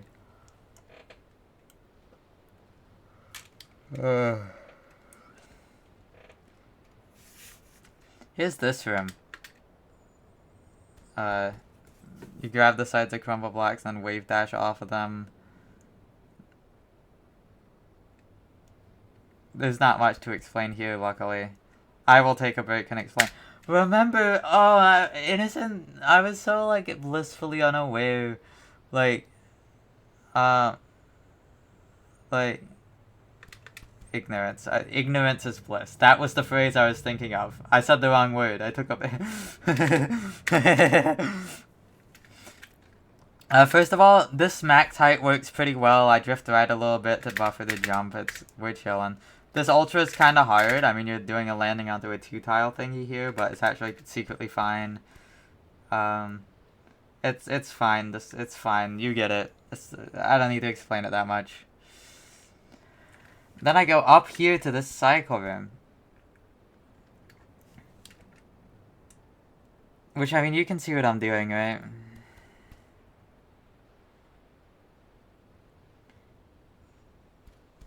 I don't really need to explain it. Make sure to do that upright pretty soonish so that this doesn't block you ever. And then just, yeah. Funny thing here, look at the keys. Like, they're gonna all, like, new in from the right. This is distracting, which is why I go over to the left here and do a bunch of Gultras. Is to get the keys over there so that they don't distract me. Then I do a little thingy here to get 2 dashes and bring down to the city room, which is the last key that I get in creation except for the prologue key. All the keys are based off of chat, by the way.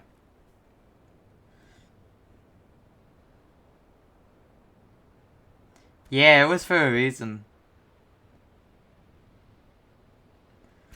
This dash is useful because this is hard.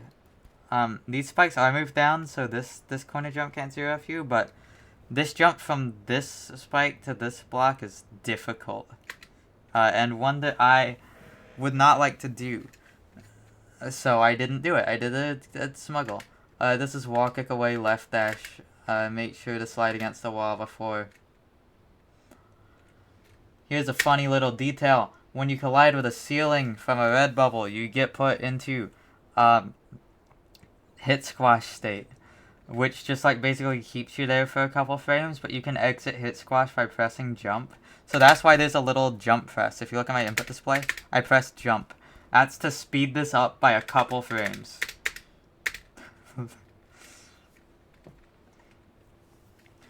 And here's the intro card room. I actually made a new strat for this right before I got the golden.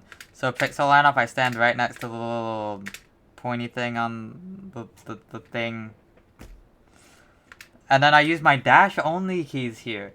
Which, yes, this is a thing. If we look in the options, you can see we got like normal movement keys. But there's also movement only keys and dash only keys. These dash only keys are useful because they don't move you. You'll see them on my input display if the arrow keys say dash. I'm pressing a dash only key. Not only is it dash only, but I also bound them to dash because there's no reason I found not to do that.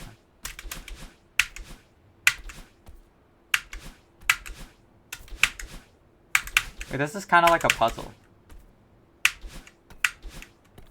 Wait, navigating with dash only keys is actually like kind of cool. This is actually like kind of cool. Wait, I'm solving the puzzle.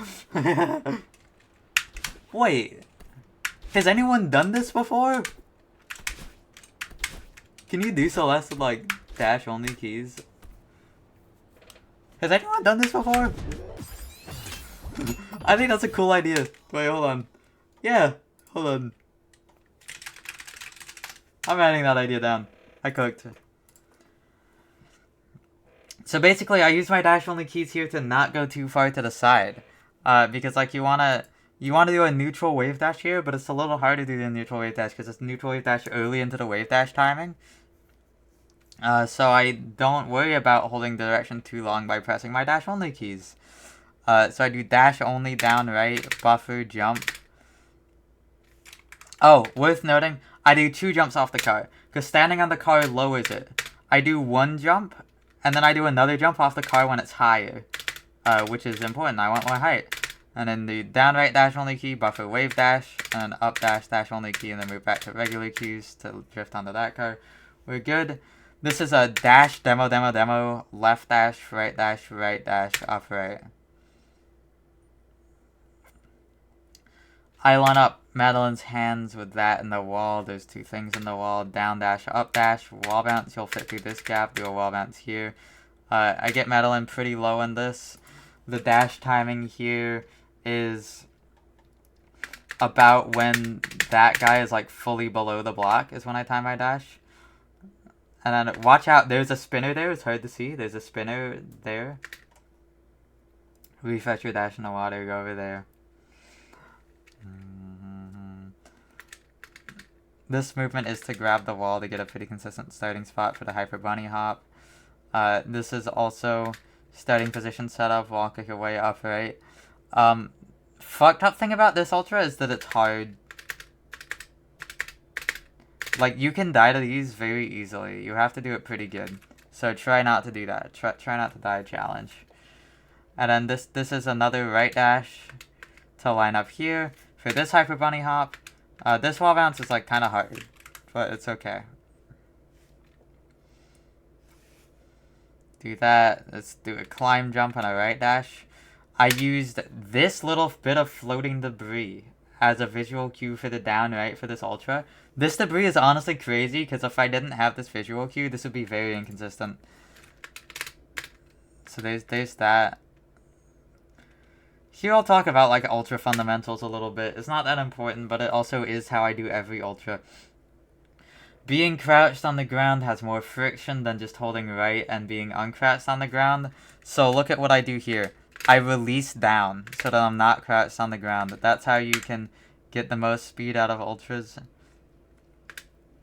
And yeah, pretty much just try to jump and dash as soon as you can to get the most speed.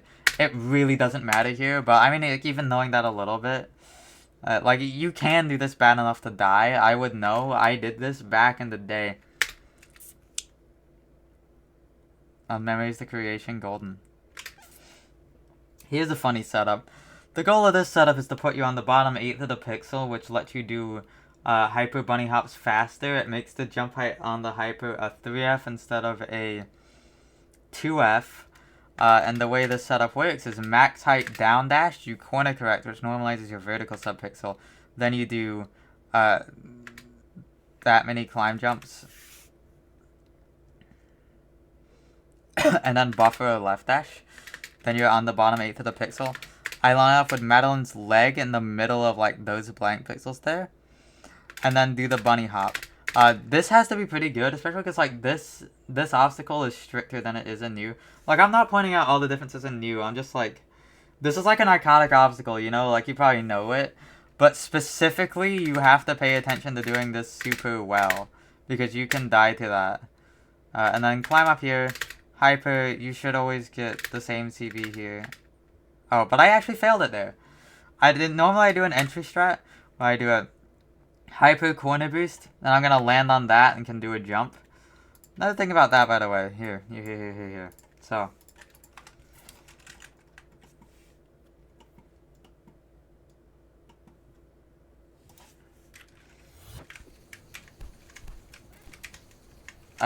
here's the. This is what I usually do. That's what I did almost all the time. Just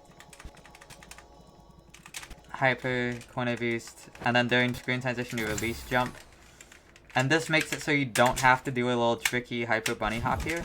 It also makes it so, like, normally, there would be an issue of, like, corner correcting here. Like, look at this, right? Like, if I dash super low on this block, I'll just corner correct and I won't make it through. So you might be like, oh, is being too low an issue?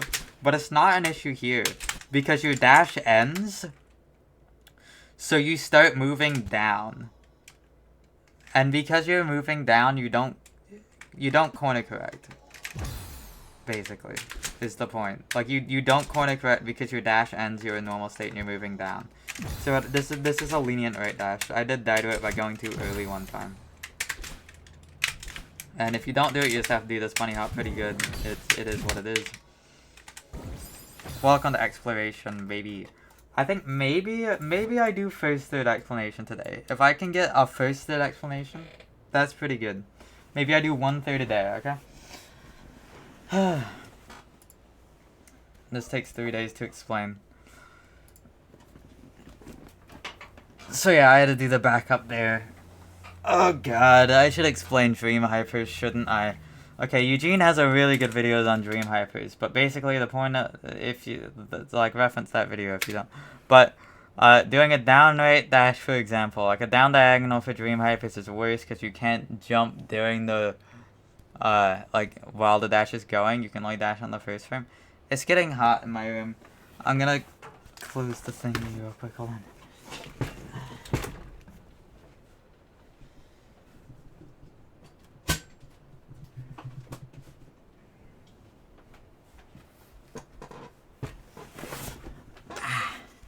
Okay. That's true. Basically, you want to press demo and then jump a couple frames later. That's the whole thing.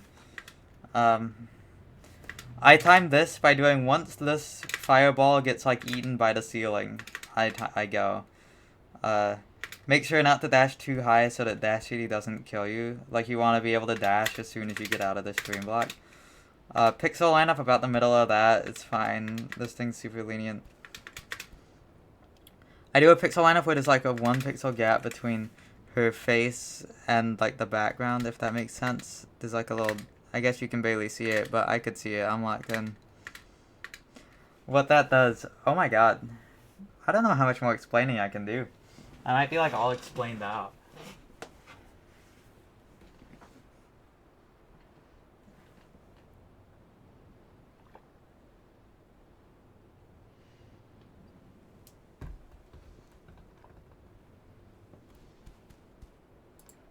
Yeah, I'm kind of like... I might do something else. I think I don't feel like it anymore today. I don't know, I'm starting to feel really bad all of a sudden.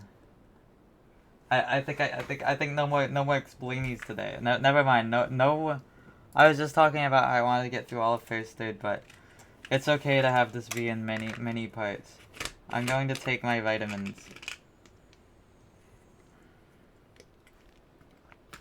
You know, I feel really hot. I have a headache and yeah.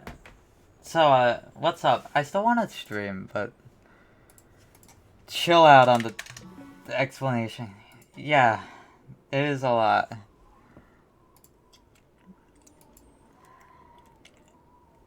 I was thinking that was gonna be so easy at the start. But yeah, I will... That's me! Oh, never mind. That's me! Yeah,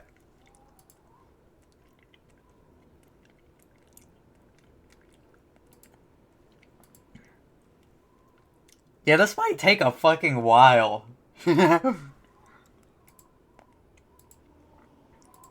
Like... Oh my god. How long am I gonna take to explain this? Well, if it's 2 hours for 20 minutes, and there's 7 20 minutes, then that's gonna be 14 hours.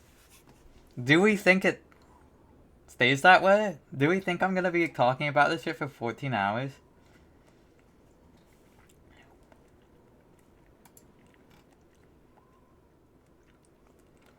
Goes faster later because there's less fundamental stuff to explain. That is very possible.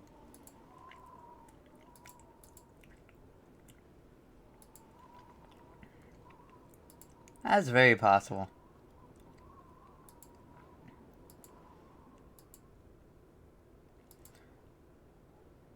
Okay. What do I do now? Because I still want to do a little something.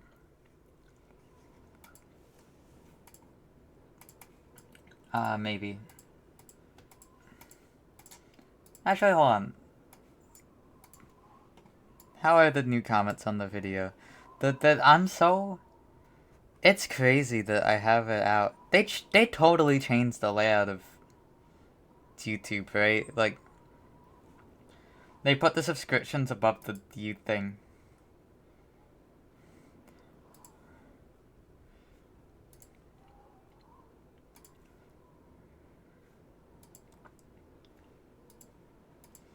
Ba ba ba. I wonder. I mean. Ba ba ba da ba ba da ba da ba ba ba ba da da ba da ba da ba ba da.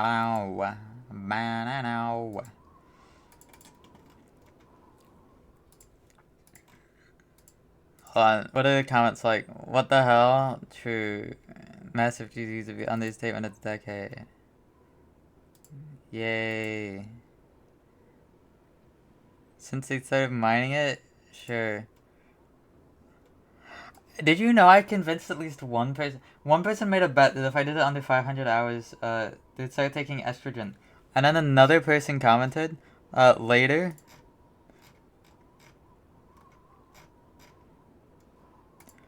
Should I also hop on E? So like, I've one, maybe two people are gonna start estrogen because of my gold. Okay, it's fine. Legend go. Yay. Yeah. Put it golden? Put it golden. I don't really like. I definitely get extremely nervous. Yo, maybe I could go back to yapping after I just like chill. Didn't I? I did. Smarts gaming. Good luck. Okay, cool. Cool mountain. This intro was my GD. Maybe. This intro was one of like, it's like the hardest I've cooked. It's I don't know. I don't want to watch the whole thing, but look at like the camera movement. This is because Grimmy made Bino Hider, and I made a task file that just slowly moved the binos at an angle. Because binos take analog input. And I think also maybe magnitude, I'm not sure. It's cinema.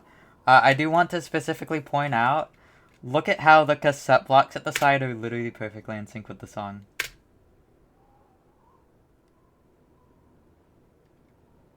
That is an accident. I didn't mean for that to happen, but it did happen.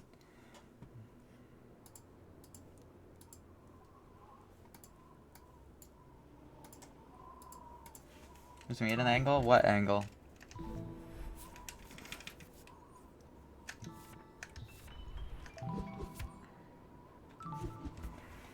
I 22.5 degrees, that's pretty cold. What do we think about the concept of taking a break from explaining? I don't think that makes sense, right? That makes sense. Let's do fucking marbles. Let's do mucking fireballs. That sounds dirty. I feel like I shouldn't say that.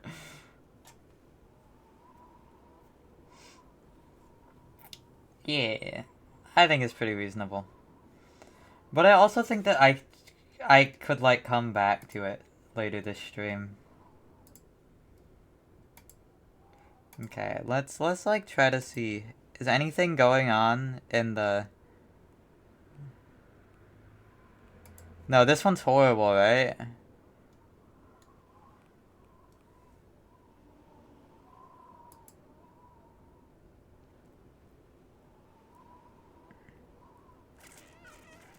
$20 minutes, 98%.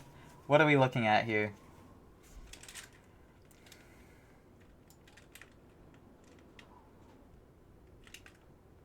I mean, it's certainly long. Do we think this is interesting at all? It's gonna try play in chat. We're in this together. Oh, that is just a... No. No. No, dude. Where does it take you? No, it's this again! No! Wait, where does it even take you? Literally, where does the portal even portalize you? Oh, it's this again! It's just longest dirt road again!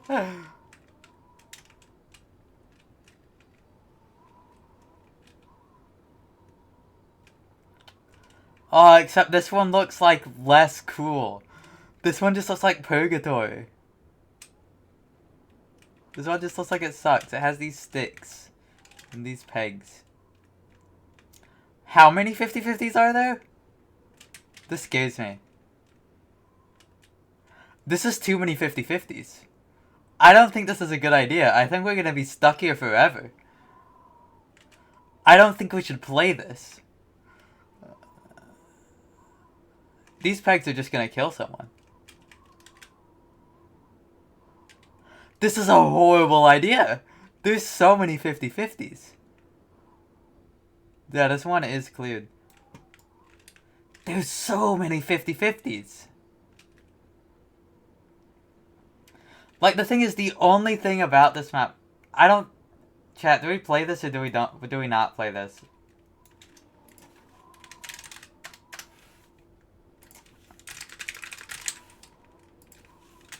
I'm gonna do a poll. Chat, do we play or do we not play?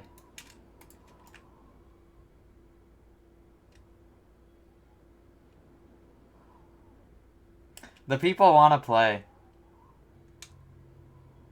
We could just, like, let this run on in the background. This could be a bit. I could let it run overnight and see if anyone ever wins. No, this is genius. Actually, make sure I play in chat to make sure you get in on this momentous occasion.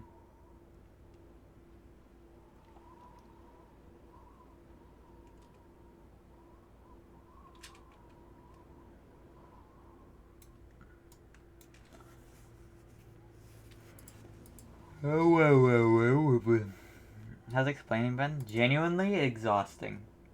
Like, genuinely exhausting. I got to exploration, and we're taking a break from explaining. Okay, one more minute. Last minute. Like, the thing is, this seems greatly helped if you have many marbles. There's like 10 50-50s. There's like 10. That's bad.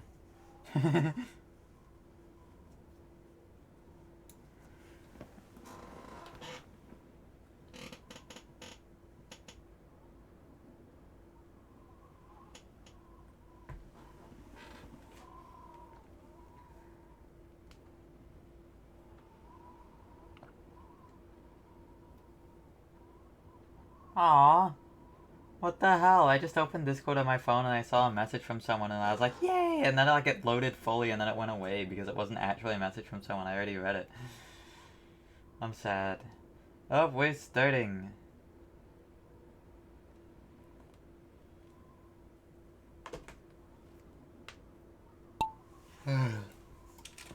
This is gonna go really good. This is just a really good idea, this map. This is just the best idea.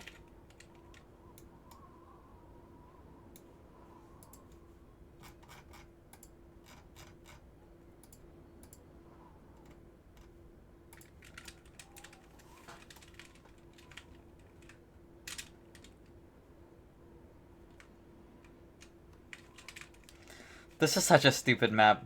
But this is also like the thing is, this might take a large amount of time. The only death spot looks like it's maybe the pegs. Unless the balls don't function. Speaking of that, I do need to do my E-shot today still. But that can, that can be later.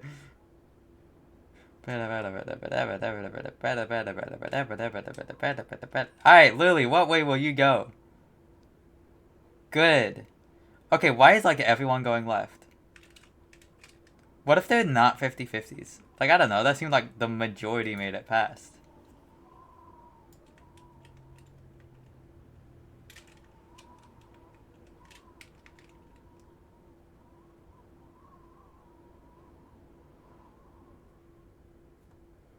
What is that?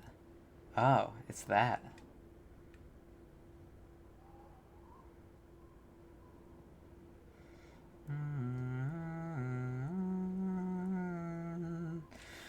Yeah, no, I can totally hop back into explaining. I did just... Open has died.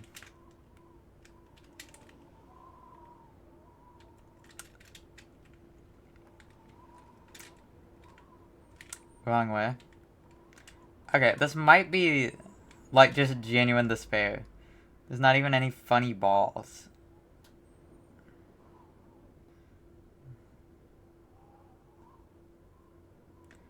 There may not be... Oh. I'm stupid as shit. Can you explain the marble course? But what is a marble course?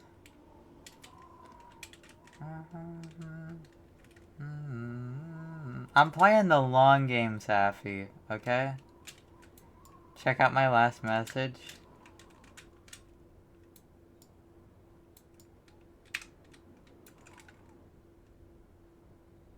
I didn't know it would be that.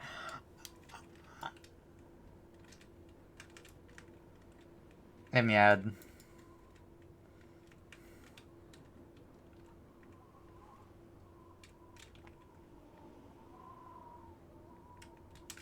There's like 3 people tied for first, and then like second is like 3 steps behind. Look, it's my redemption arc. This time it's gonna go so well. I'm definitely gonna go the correct way this time.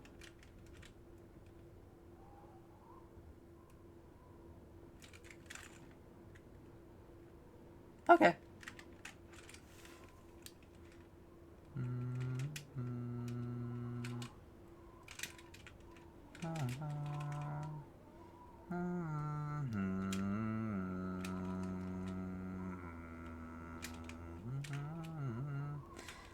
Kirio, bad choice. Incorrect. How did Open die? Is the thing. Maybe it just fell besides the portal. Is what my thought is currently. Or some weird teleportation shenanigans. Pegged, probably. I don't even think they were pegged yet. Oh, wait. No, there aren't poppin' pegs yet. Oh, wait. No, these are so slow. There's no way these knock you off. That's a slow, gentle pegging. To you, enjoyer. That's not the correct decision. Neither is that, Safi, but good job, Kitty Console and Janet. Is this entertaining? Do you like Cat? No. No. How do you always manage it, Cat? You always manage this shit, Cat. You're always on your dying randomly the bullshit.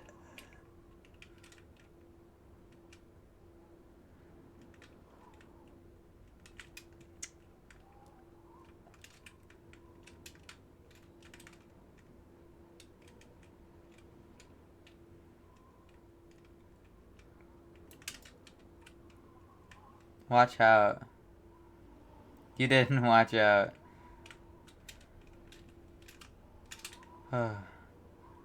This is a legendary map. There's just so many 50-50s. Like, there's just so many of them. Come on, Kitty Cons. What? You just stopped. Y'all saw that, right?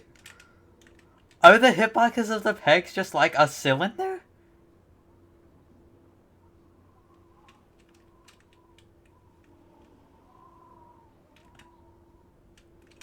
I'm gonna win, by the way.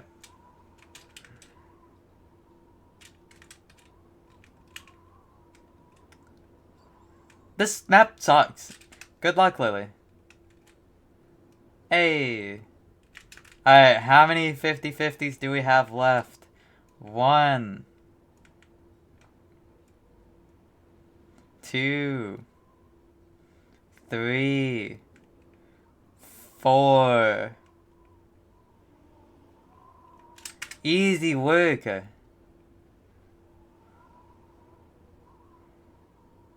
Wow, this obstacle is awesome. The tubers has died. Yeah, losing any 50-50 basically puts you at the start.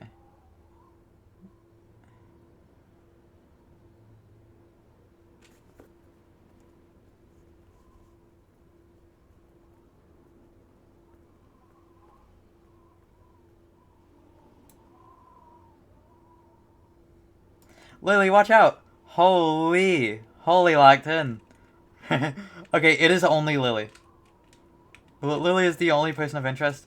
Once Lily fails, I mean, if Lily fails, surely I believe, right? I'm gonna go back to explaining with just this in the background.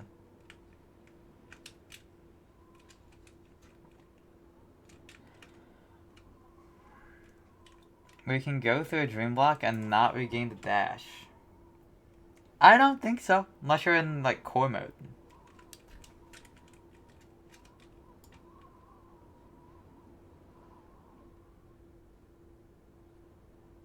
It's so awesome how you, like, just don't go through ever.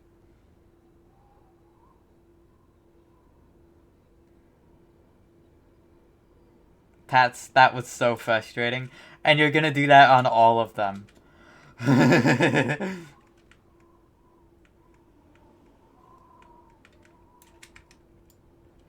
Pentadecathlon has died. This might end in, like, tragedy. People are dying.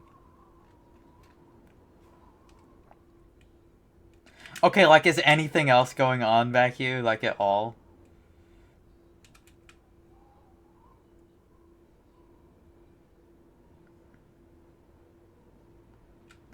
Check this out. Relevi's gonna die. Okay. Didn't work. Ooh. I hate this map. Where are you at? You're on ball 4. Isn't that like... Yeah, there's a fucking declaration about that.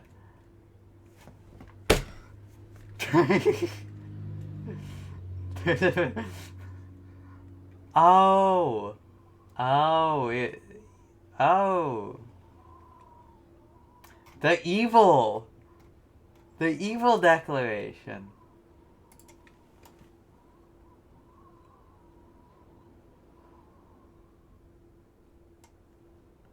Alright, Lily, you got this. There's actually only 2 left. But there's also the Land of Pegs. What if you just do it? What if you're the clutchest gamer alive? Lily, please, not already. Like, come on, you just got here. You just got here. Calm down. Also, yeah, the hitboxes on these is literally just one single cylinder. That's crazy. Look at the hitbox. No! Okay. No! This is horrifying! I hate this!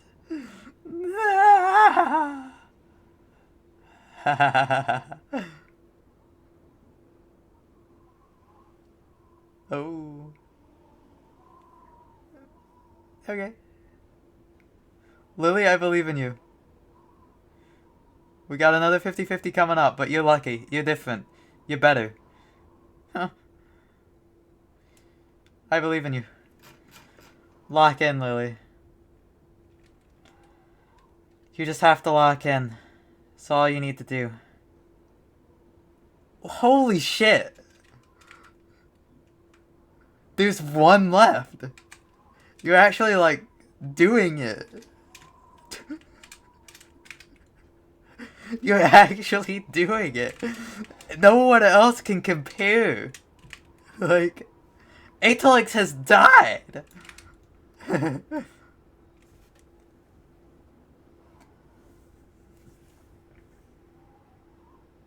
Oh, that sounds so weird, Bings. I don't know.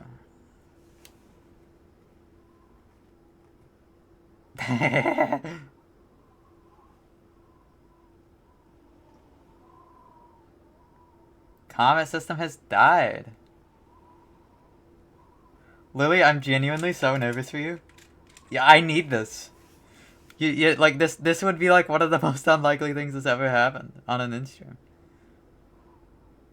Oh, that's just really unfortunate. I'm sorry, Lily. Alright. Well.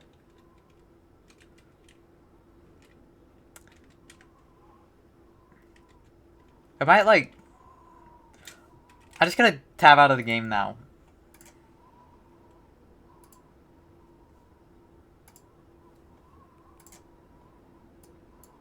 Why does it not have a fucking bar? Why does it not have the... Okay, there we go. Okay, we're just gonna... I'm just gonna let that ride in the background. Maybe like...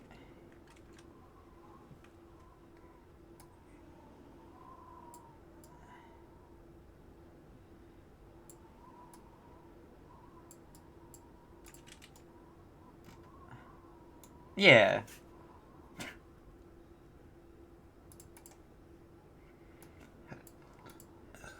Let's go back to explaining. Oh, I don't want to hop on the golden file. I want to hop on debug file. No, that's not my stats. I'll be making cuts in the explanation video. Okay, so where did we leave off on? Hold on. I should be adding a Marvel scene to here. What's the Marvel's capture called?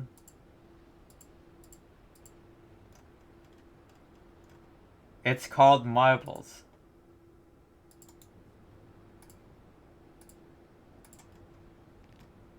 That's the F slur. Why did I name one of them that?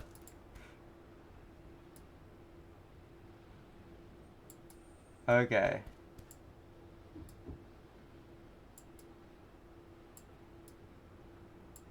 There we go. Two enjoyers at the balls. Okay, anyways, let's go. Explanation.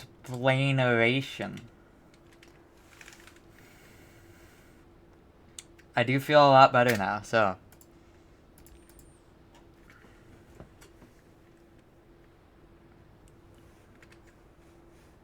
What I do is I line up on this specific pixel that I do, and the purpose is so when my speed stops here, I corner correct, which means I always make it around this spinner. So that is the furthest right pixel where that is always the case. And that's good. You also do want to make sure you crouch before the dash, otherwise you're uncrouched and it'll be in the dream block for a long time, and that will no longer be true. But yeah, this gives you the largest frame window to do the up dash to a buffer wall bounce. Yeah.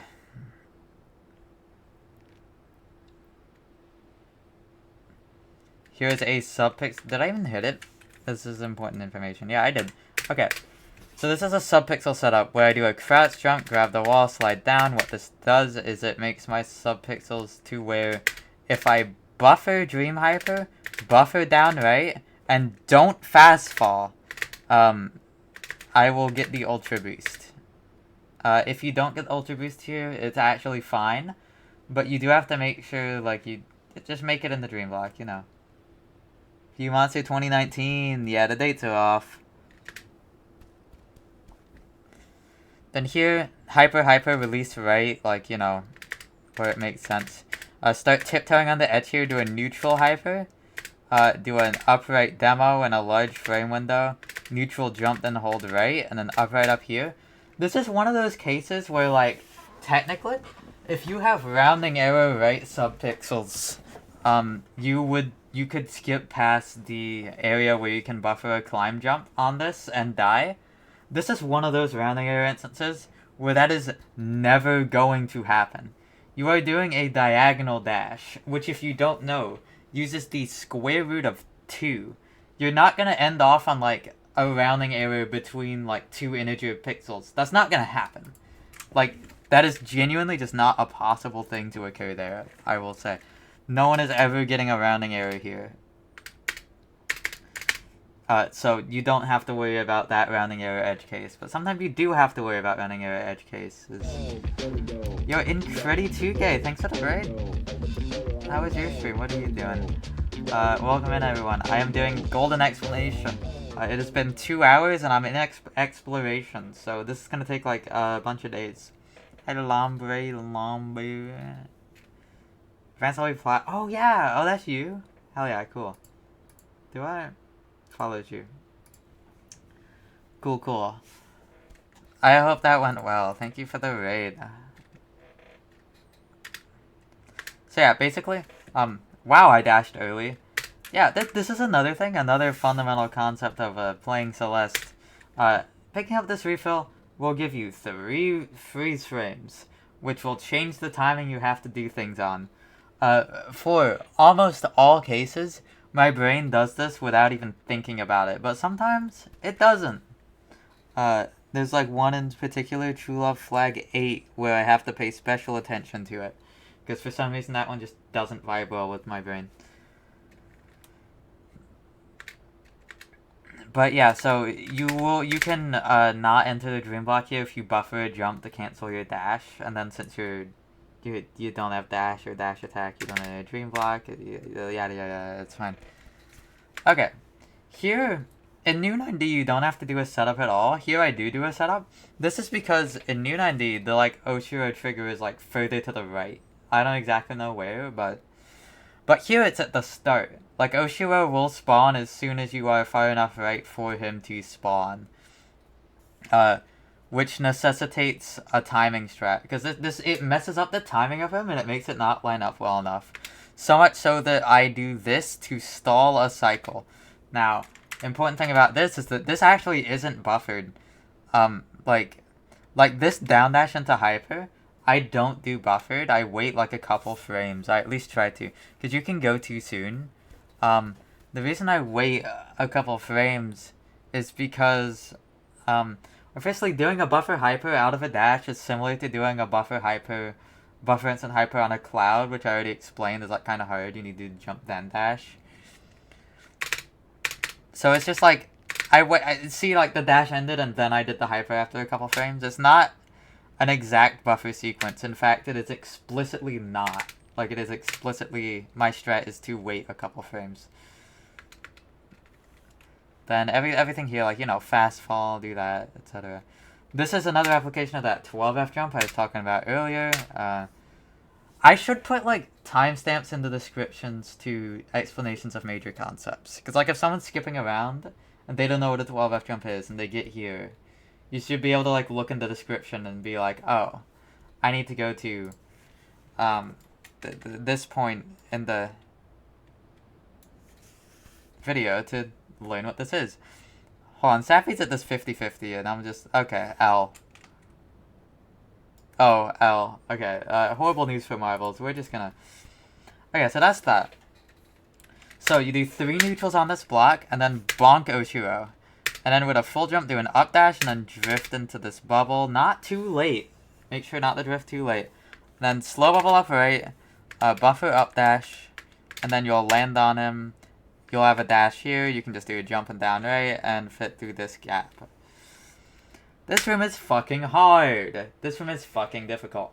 Buffer down dash on transition to be at the side, and then buffer super. Then you have a couple pixels of leniency to release right early.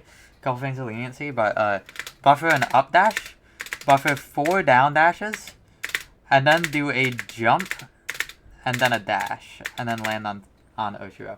Now, this is very hard, because, like... But firstly, when Oshiro does the lightning thing, it gives 3 freeze frames, which messes with the timing somewhat. And also, if you miss these buffers, you're gonna be late, and odds are Oshiro's gonna zoop past you and you're gonna miss him. You need to pretty accurately... up dash 4 down dashes, do a little jump, accounting for the freeze frames. This jump is, like, that is a precise jump to do. And then bonk Oshiro. Yeah, so, as I've said earlier, I'll explain fully now. Demoing into a bubble raises it 2 pixels. Also, if you demo into a bubble, you cannot demo out of a bubble. The strat here is to demo out of the bubble to demo hyper. What you're supposed to do is super and up dash over, obviously. But this is a common thing you're gonna see. It's a max height demo. Basically, from a hyper, you stay at the top pixel of your hyper, assuming normal subpixels, for 8 frames. Which is a large frame window. Like, that is... the thing is, these timings are not always gonna be 8F. Because just horizontally, it's not going to line up all 8 of those frames, like, almost all the time. I think this one's like a 5F. They're usually about 5F. So, max height, demo through the spinners here. And yeah. And also, after that demo, you want to switch to holding up immediately. This is so that, you know, like, when you're in... Okay. Just so you know this, I can be in this bubble and wiggle around a bit. Like, here I'm low in the bubble. Like, look at me just wiggle around. Like, if I hold down left, I'm gonna be off center by a pixel down and a pixel left. If I hold up right, I'll drift up right. You know? So, this is important when it comes to this. Because if I don't switch to up, what's gonna happen is I'm gonna, like, miss that bubble. You need to switch to up. Vanilla strat? Do you mean like the strat in New 90? I'm pretty sure it flat out does not work.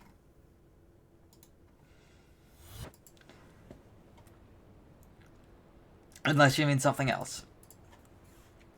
So yeah, that's the quick swap to up there that is important.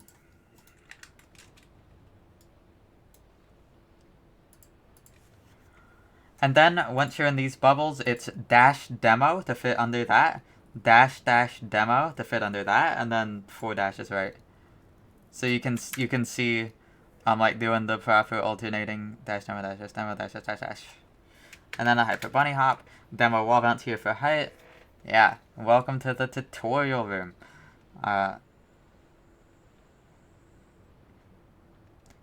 This room is an utterly insane way to teach fast bubbling. It is completely insane. I love it.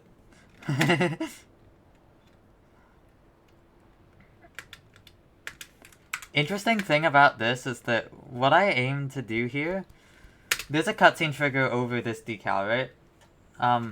In order to line up for standing on this block, I aim to touch that like after my dash ends. So that I'm like sort of in the middle of the block. And then this is a bubble hyper, by the way. You know what a bubble hyper is? You dash into the bubble, you still have coyote from the ground, and you can do another dash out of the bubble and jump with the coyote and do a hyper. So it's dash and then demo hyper is what you input pretty fast. Bubble hyper. Yeah, they like all did Aethelix. This is one that did get completely revamped though, you're right.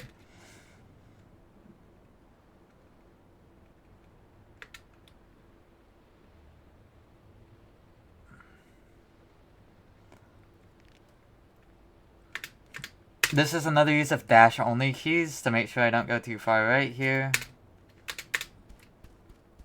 It's the bubble super, same premise as a bubble hyper, but you know, super. And then max height, this lines up always, you're good. Yeah, it's technically reactable if you miss it, but it's a little hard.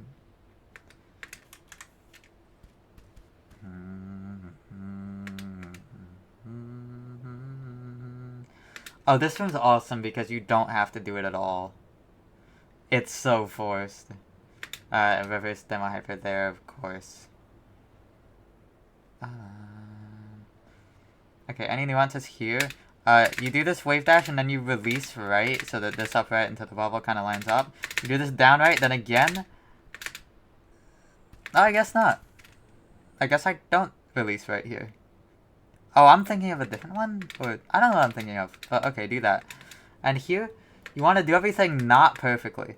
Like, notice how I wait a couple frames on this dash, how I wait a couple frames on this dash. This is so that this snowball, is low. This snowball is a low ball, so you can wave dash over it, okay?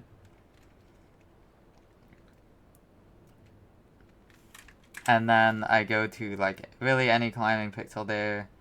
It might be the first one specifically, I don't even know. Then full jump and then right, up, right demo is gonna line you up quite nicely for this. Beta snowball up here. Important to note, this is a type of deal where it's easier to just hop in game to explain this.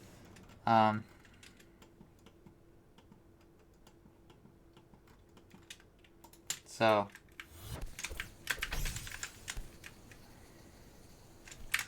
okay, you're doing a down dash here, right? And the wind pushes you left so that you're gonna be over here. Most of the time, that'll work fine, you can corner correct. But if your position is just so unfortunate, you can die. Hold on. There's 1 out of 4 pixels where you can die here. So it's important to control your height so that you don't die there. Which that's easy to do. All you do, line up on this pixel. And then do 2 down dashes. Whoa, I just like do. I was like, that's crazy. Important info here is if you hold left and climb jump, you can die to the spinner. Or will. I forget if it's guaranteed. So don't hold left. It's a neutral climb jump that you hold left after. And, yeah, you want to just try to go, like, as soon after you see this snowball spawn, so that this guy isn't too much in the way. Yeah. Pause! The screen has bubbles inside of dream blocks. They cancel your dream dash, and then you can dash again. So it's just what it is. You can skip that whole touch switch shenanigan by just going around this. Does guarantee death. Cool. So, that thing about bubble hypers, where you dash into the bubble, and you, like, yeah, that still works even if you up diagonal into the bubble. Even if you dash up left into the bubble, even if you dash up into a bubble, bubble hyper can still work as long as you still have Coyote, right? So why would I dash up diagonal into this one instead of just to the left? Well, the reason is so that I'm holding up, so that if I fail it, if I mess up the inputs, I'm gonna dash upright and live instead of dash right and die. So I do an upright into this bubble, and then an upright bubble super, just to give me some security. If I mess it up, I'll live. Now, on this rune transition, you want to make sure to be, you're on the leftmost tile. There's a trigger here. This is like one of the hardest rooms in the map, by the way. So look at this. There's this trigger right here. This is a no refill trigger. It does what it says. It does what it says. It makes you not have a refill. It makes you not refill your dash when you touch the ground. So it is a major help to have that. To have a refill when you touch the ground. Yeah. How's this going? 2U Enjoyer is in first again. I think 2U Enjoyer might just be better. Savvy has died. Do we think anyone wins this? I don't know. But yeah, so, welcome to this room.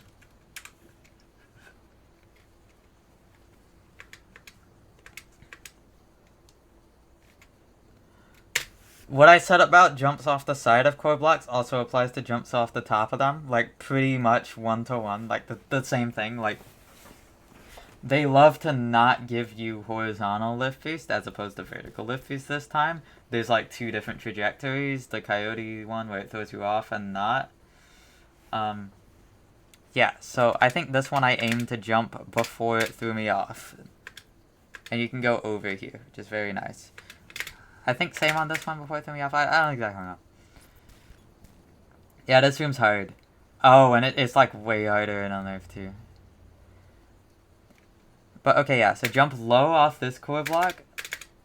This has the same benefits, like pretty much. Like you're guaranteed, it's moving downwards, so you're not gonna get vertical lift boost, and the horizontal thing is basically still the same. It does throw you off with downwards velocities, so it has a little more variance there, but it's fine. So anyways, yeah, this is, I mean, look at it, right? This is hard. Like, doing these neutrals, look at this spinner off screen. Evil spinner. This neutral over these spinners is hard. Like, this neutral around there is hard.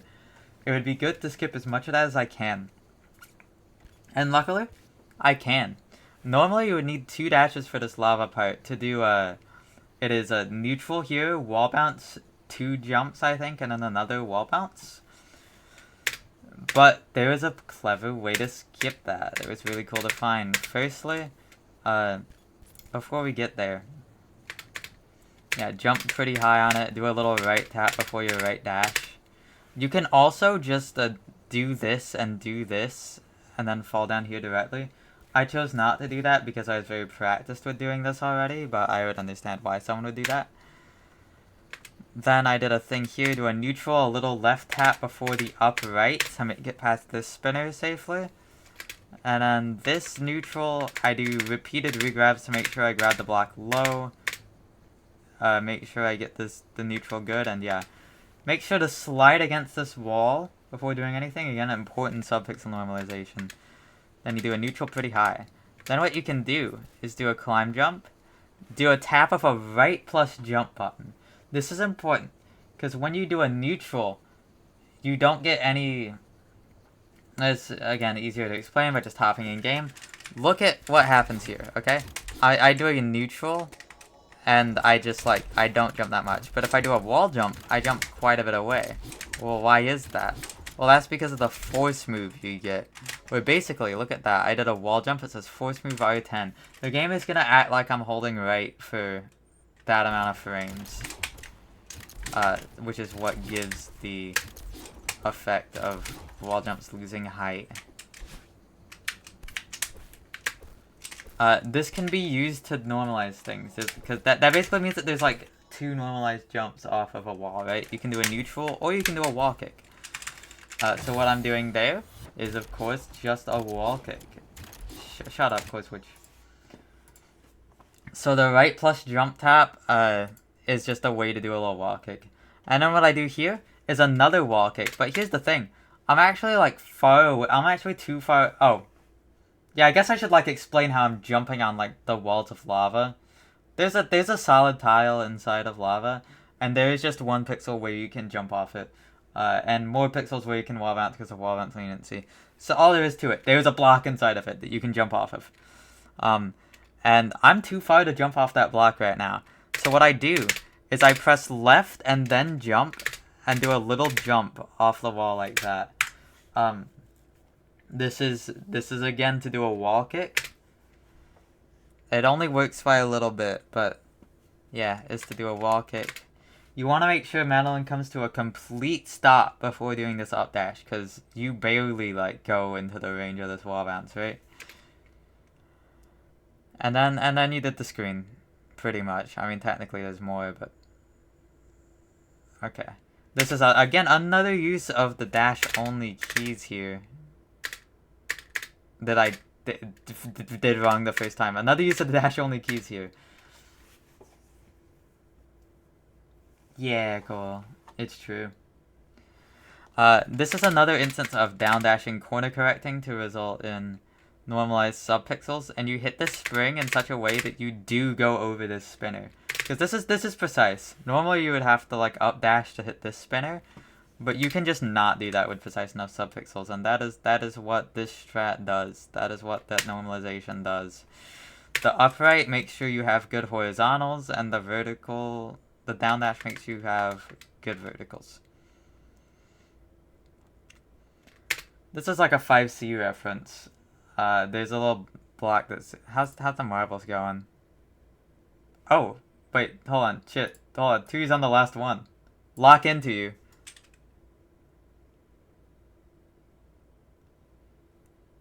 Youch. There are 8 remaining. Okay, anyway, so let's go back to explaining. Veridity, thank you for the raid. How was your stream? Hello.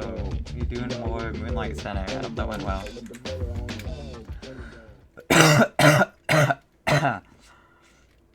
Yeah, so basically, wall bounce. How do 8 remaining people be dying?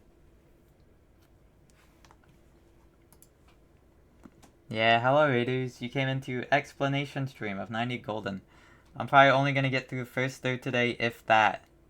There's a lot. There's apparently a lot to unpack here. Did you die? No, you're still alive. Just kidding, I lied. You did die. You did die. I just wanted to, like, give you hope and then take it away and then, like... So yeah, wall bounce there is safeable if you miss it because 5C reference. Funny thing about blocks. So, like... A block will fall after you grab it after a set number of frames. Unless you are next to it, then it will fall after another set number of frames, but the set number of frames is longer. So it's like there's like one there's like one window where you stay next to it and it takes longer to fall, and another where you don't stay next to it and it falls pretty quick. And I guess all the frames in between too, where you leave its radius at a point near it. Basically, what I'm saying is grab it and then release quite quickly to fit under it. And then fast fall, but I didn't demo here to not miss the refill. And then this spike has collision priority over the spinner, over the spring, which means that if you are low enough to hit it, then on one of every 4 horizontal positions, you'll hit the spring. You'll hit the spike instead of the spring and die, which is bad. So you want to make sure, you want to try to not be too low here. Now there's that. I chose the demo here. Demo versus not demo on screen boundary shit is always an interesting conundrum. Because demoing does make the bottom kill you 5 pixels sooner. So that's like technically not any more lenient, but this let me dash sooner. It helped me more on the frames I was actually dashing, so that's what I chose to do. Then here, it is, you hit the spring, you get freeze frames, and then you do the upright demo. This is grabbing disappearing dream blocks. This upright is like 7 frames. You want to try to do it soon, like earlier than you think, perhaps.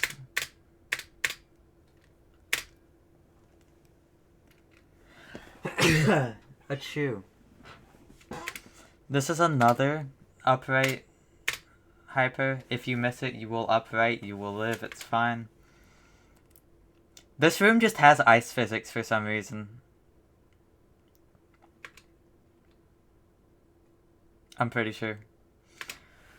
Oh yeah. Also, this may look like an obstacle that like you could ignore, but you can't really. This is equivalent to like, you know, like those on-grid spinner gaps where there's 2 tiles between them. This is equivalent to that. This guy's hitbox is a little bigger than it looks, and you want to avoid it. Also, if you are crouched, the center of Madeline's hitbox is lower, and collisions with bumpers use the center of Madeline's hitbox. So by demoing, what it does is it can make it like, you know, you'll be lower, basically. Which means that if there's a risk of being too high to get the boost, you can demo to get a little lower, which is what I do here. I do a demo into this. It doesn't actually look demoed because I collide, which resets Madeline's sprite to be uncrouched. But you can see after that, she is crouched. But then during launch state, she's uncrouched again. That's just a thing that happens. And then you do that and you can skip this wall bounce quite easily, thankfully. Because, like, that would be so fucked if you just had to do a raw lava wall bounce like that. God, this is completely inconsequential, but the way screen transitions normalize it, basically any way you hyper here, you can buffer jump here and get a good corner boost, then do an ultra and a jump and a corner boost, and that's just pretty fun movement. So, now I have like a jump and a wave dash, a jump and a dash, you know, type shit. You are always guaranteed to grab this block, but it's by an incredibly slim margin. It looks very close.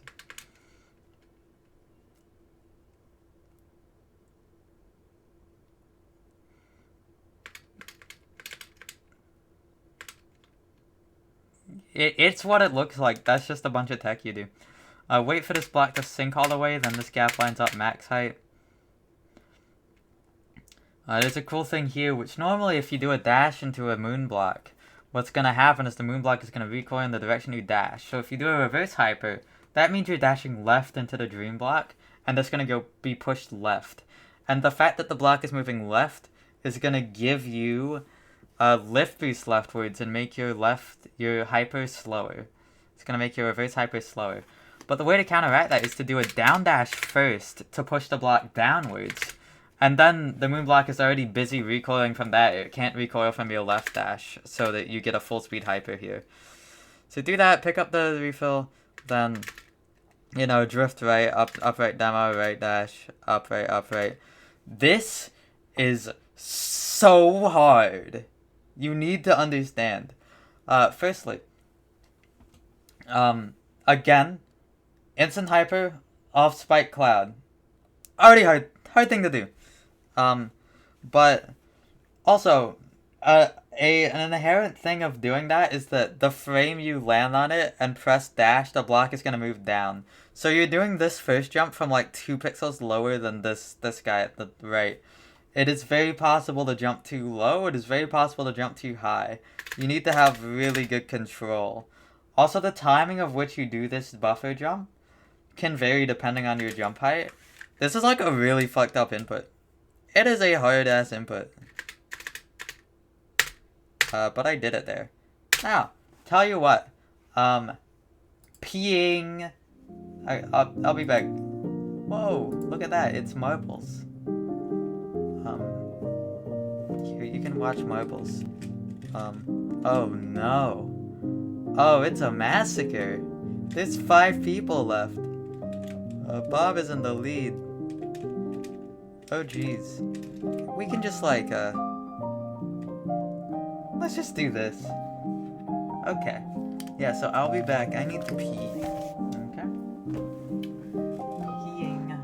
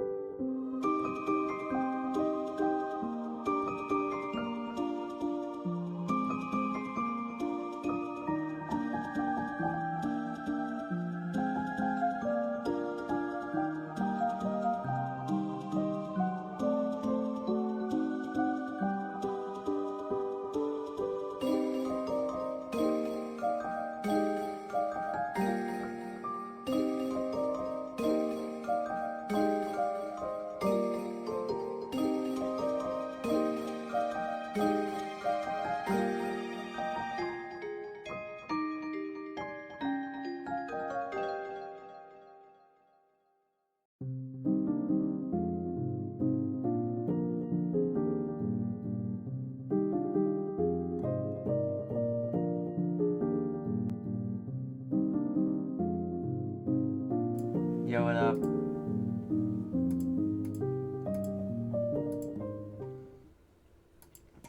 I'm getting a headache again. Which is, it's interesting that this is giving me such a headache. But, okay, so, we're at depression. We are at the point in time where I explain depression.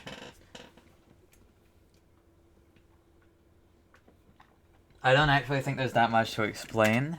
I would think, maybe even hope at this point. Yeah, okay. So I have a Moonblock Cycle strat here. Specifically, I wait for this Moonblock to move down 2 pixels, and then I jump.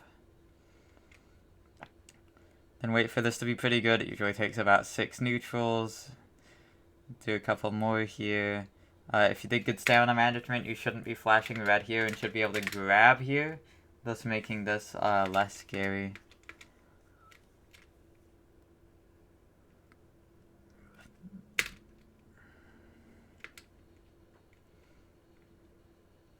Pixel line up here, I use the hand on the line.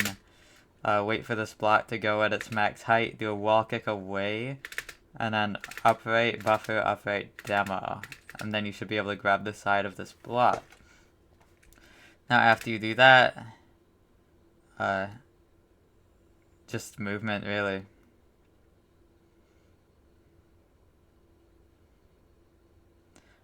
Wait for this block to be low and kind of start moving up, grab it at its top, and then as soon as it like fully sinks down, you can jump off it and that corner the jump will line up. This room's hard.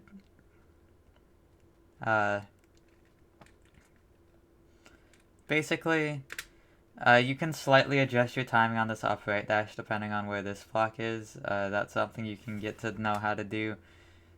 But yeah, upright, grab, climb up, jump. By the way, poise comment. I saw when I was being poise comment. That's pretty cool.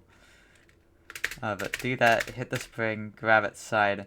There's this specific pixel I aimed for. I don't know why. I guess I liked it. And then when this piece of debris is like on the left tile of this block, I release, and then a little bit after that release, I start holding right. And then I do my upright demo. Now you might be like, this obstacle looks hard as fuck. And you're right. But it is slightly less hard as fuck than it looks. Because this is off-grid lightning. The thing about lightning is that it can only render on-grid, really. Like, you know. It's not gonna render off-grid properly. That is exactly what happens here. Look at its hitbox. Look at, like, the hitbox of this lightning, for instance, and see how the sprite generally lines up with it, you know? Like, the bottom of this hitbox, it generally lines up with it. Look at how this doesn't. Look at how this goes down, like, way more pixels. That's because this is off-grid. This is lightning that is,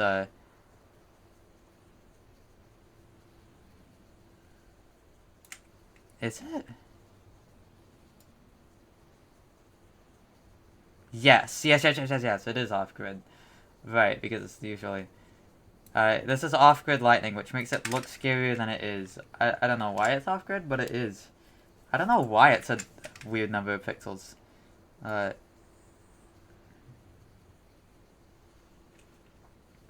odd. Genuinely just odd. Maybe it's because she just wanted it to look intimidating. Like, it does a good job at it.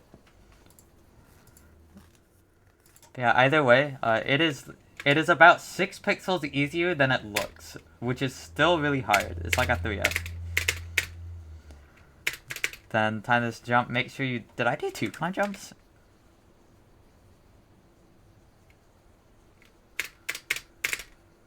No. Yeah, do that. You can do a buffer down dash and a right dash. Even if you miss the buffer down dash by like a frame or 2, it's fine because you'll just dash right, but just lower. This room's a little hard to see.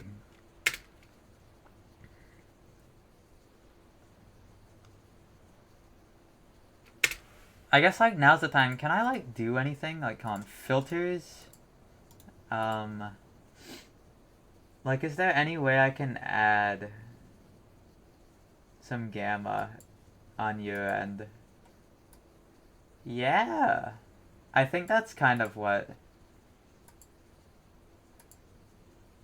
Does that... We'll do that later, okay? This will come into play later. Yeah,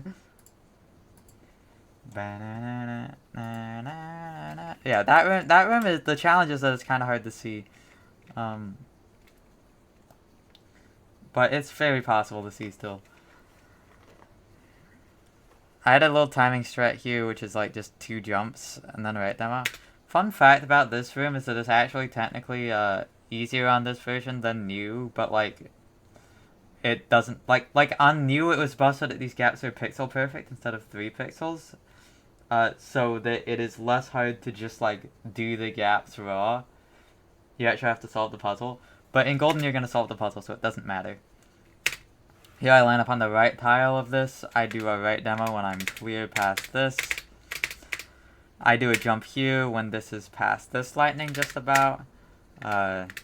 Make sure to hold on to it for its entire time, otherwise you'll have lift piece and it'll push you off.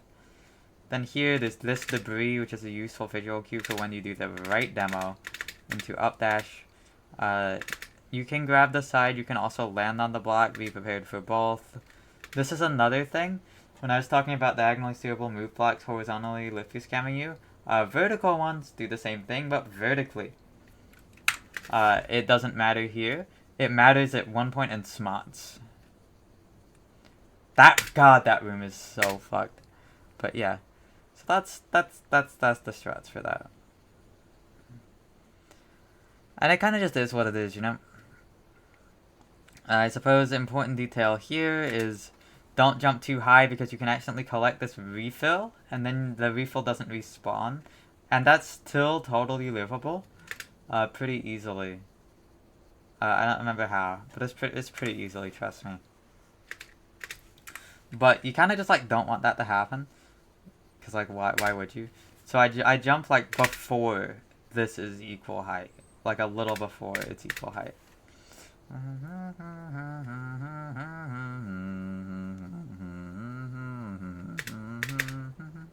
This is climb up hyper.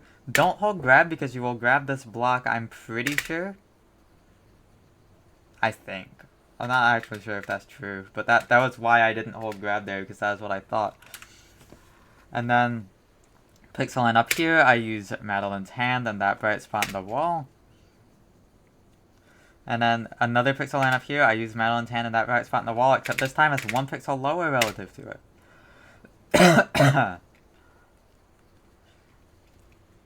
This, make sure to not buffer this climb jump to not get like a corner boost, because it kind of just like throws you off. This jump is timed about when this guy is like over this refill a little bit, like a pretty significant amount. And then do the right dash. Then I grab, hold on to that for a tiny bit, do 2 neutrals, and then go. And that times this cycle well. It's quite hard to see Madeline here, but I got the feeling down. Make sure not to use too much stamina, because otherwise you'll collect this refill and you won't have 2 dashes. That's pretty bad. Do not want to flash red. How many balls are left? 4? Also, Skull Rider is far. Well, not even that far, honestly. People, well, there's 2 more. Surely. Alright, Skull Rider has failed. Yeah. Here, let me put like the camera here. Okay. Welcome to this room. I had a lag spike death in this room once. That was iconic. Hope explaining is going well. Seriously, explaining is so exhausting. Explaining is way more exhausting than I thought it'd be. I had to take a break. But it's going well. I would say it's going well. Thank you, Irius, too.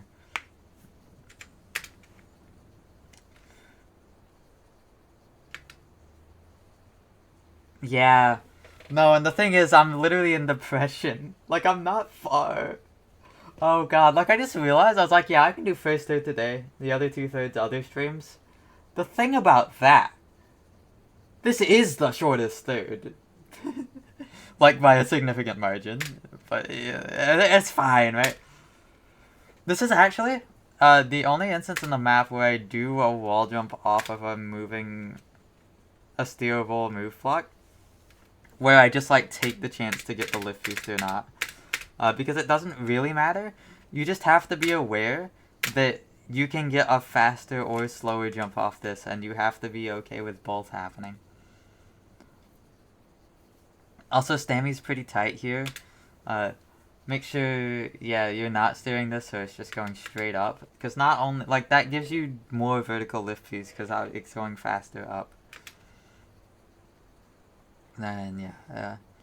Funny thing about obstacles like this is that this actually doesn't block you from climb hopping, so make sure not to climb hop onto the lightning and die.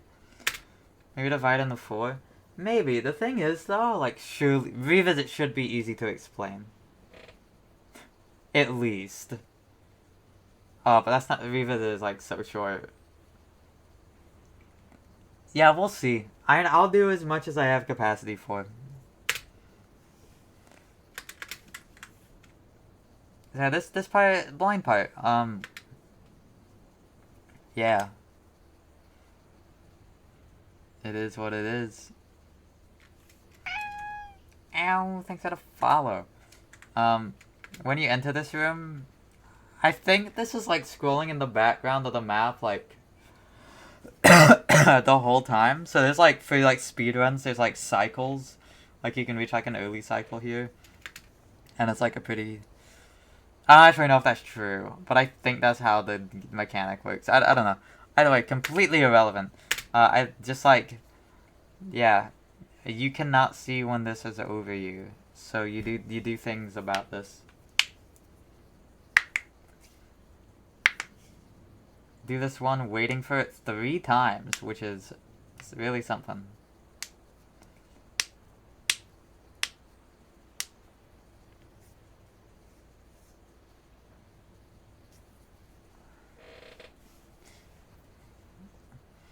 It is so ridiculous that I have 90 golden. That is like,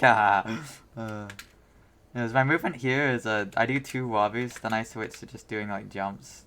That is just what I wanted to do. You want to go fast enough so that the darkness does not catch up with you. There it is. Watch out.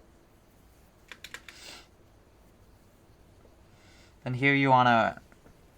Here's my strat, at least, was to go as soon as you're able to see. Fast bubble everything. You can do this upright, of course. And then what I'm doing is an up dash here, a fast bubble. An up dash and a fast bubble. Even though I can't see it. Up dash, fast bubble. This right release, while being like a 7F, is one of the most awkward inputs in the map, just because it's so weird. It's just so weird.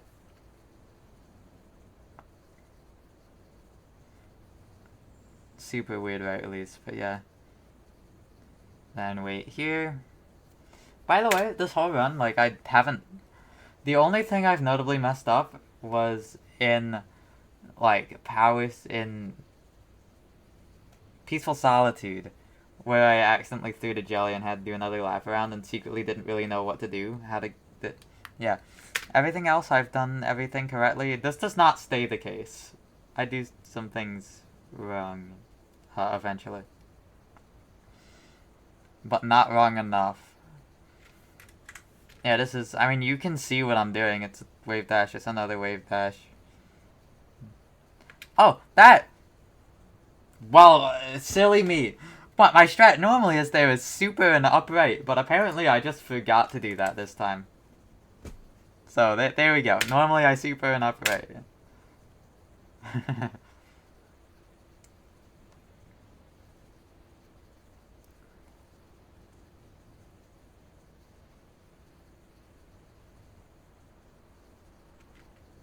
God.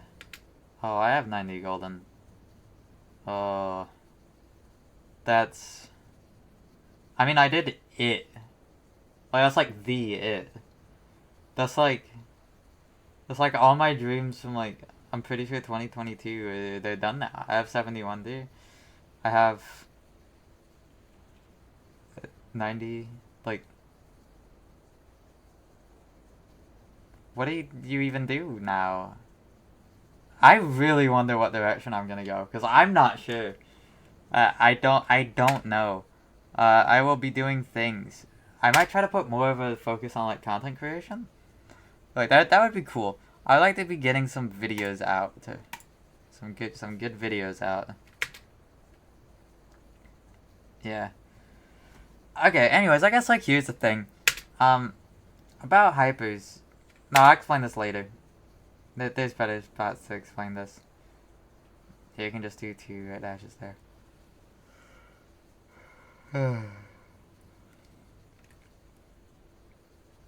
Yeah. Oh, this is good because, okay, I guess like there's like a little nuance here in that I purposely do this movement really slowly so that I don't use up too much stamina holding onto this wall here and holding onto this wall here, so that's fine.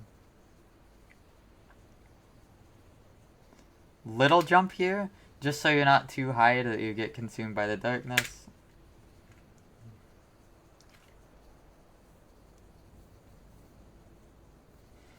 By the way, it's a neutral climb jump here, and then you hold right so that you don't accidentally bonk.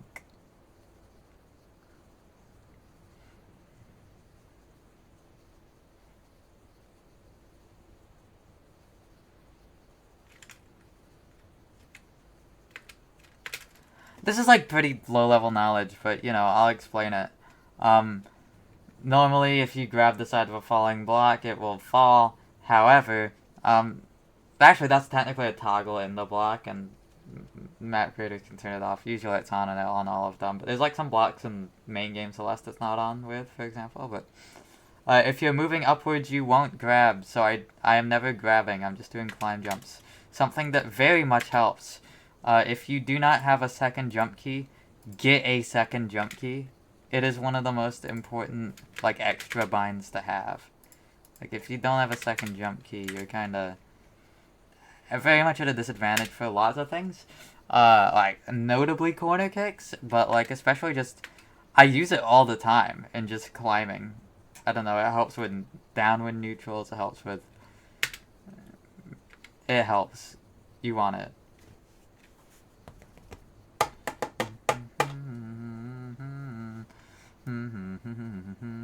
I was very far right there. Like, hold on a second. Feel so clean like a money machine. Feel so clean like a money machine. Let's take a little look.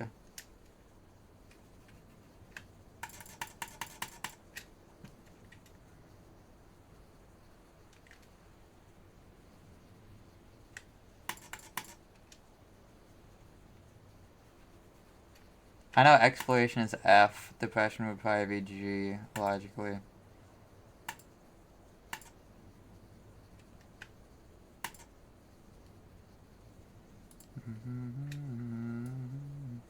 Okay, are we there yet? No. Okay, now we're there. Wait, are we? No. This is H. Oh, that's crazy. I didn't know there were 2 different letters for depression. All I wanted to look at was, yes, so... Or no, not this. This! I looked like almost dying here. Okay, I wasn't. There's like 2 pixels. That's like...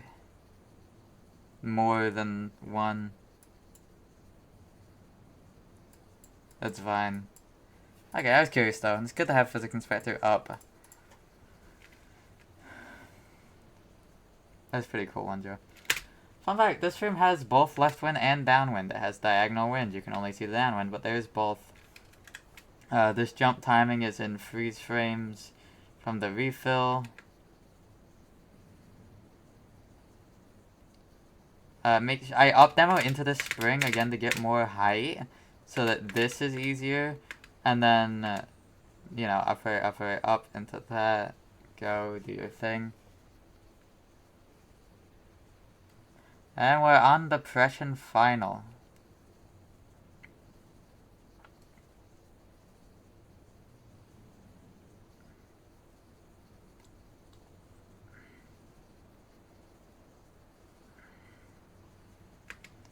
I know this is what it is, right? Like, there is very much nuance to this, but, like, the jump height on this, you just have to, like, get pretty good. Dash timing, you just have to get pretty good. I purposely went a little slow here so that, this wave would pass faster, and then that's depression. That is all depression. Okay, now welcome to Trust. Fun fact about Trust, you might be like, oh, this is the blind checkpoint, where you can't see anything. Not true. Because all except 2 of the screens have, I believe, 99% opacity. 2 of them have 100% opacity, but all of them you can slightly see through. I can do it if I really focus without changing anything, but what I actually do is I go and change my monitor's gamma. Now I'm curious if this is going to work at all. You can see, yes, I have bumped up the gamma, and you can see kind of what's going on now. Yeah, you can see.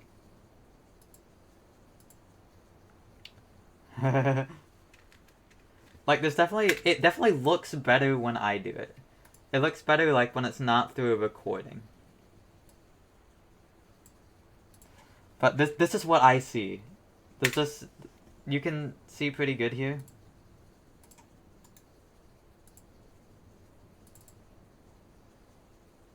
I wonder if there's, like, any settings that would make it easier to see. Oh my god. Okay, maybe...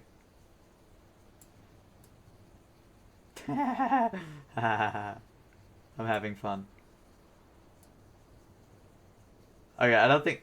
Wait, is saturation good for this? I feel like... Okay, let's just bump up the gamma, okay? Let's just have what I see. This isn't exactly what I see.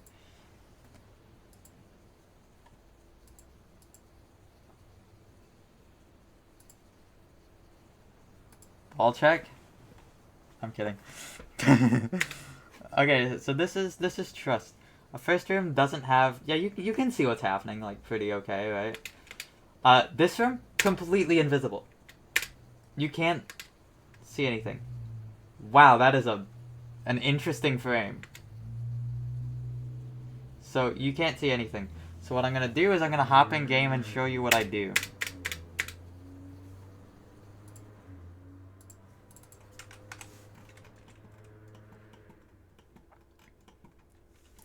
So this is the room you're seeing there.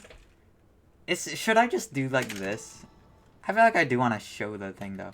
So what it is there's 2 cutscenes, then you do 1, 2, 3, 4, up, 1, 2, 3, 4, upright dash hyper. And then you're in this room. And you can do this room.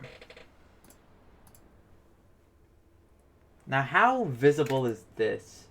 That actually looks hard to see. Oh, this looks bad. This looks bad. Would it be better if the gamma was like not as blisteringly high? Ooh. Okay, I still think playing... Okay. I'm just gonna show you what I do. I'm just gonna do a playthrough and you can see what's happening. Okay? So this is what I do for this room. There's a cutscene here. There's a cutscene here. Walk on this block. I can pretty much see all this quite well. Like, there are no problems seeing when I bump up the gamma. I think I technically didn't do that exact movement in this run, but... I still have a little lineup here. Very unnecessary in all honesty, but... Is this? Now this is another room you can't see in, but I'm gonna show you like what about the obstacles are, so you can understand. This is what I do. There are text boxes that are hidden because of... Hold on. I'll explain my strats and then I'll show you. And also not hide many text boxes. It's when this text box like is about fully expanded, and then like when you see the word jump, you kind of like act like you're reacting to it, and then see how I'm like almost perfectly in the middle. That's pretty good. Then you hold duck until you don't have to anymore. then 3, 2, 1, 0, -0, go. That's the deal there. Yeah. I feel like I wanted to do something. I don't know. Yeah, so that is what I do. So here now you can watch the run. The gamma is still raised. Does this even help you see? It looks so weird. Oh my god. It does help you see. Sort of. Maybe. It does not look like that when I do it on my monitor. It looks a lot better when I do it on mine. It's fucking quality loss from compression. But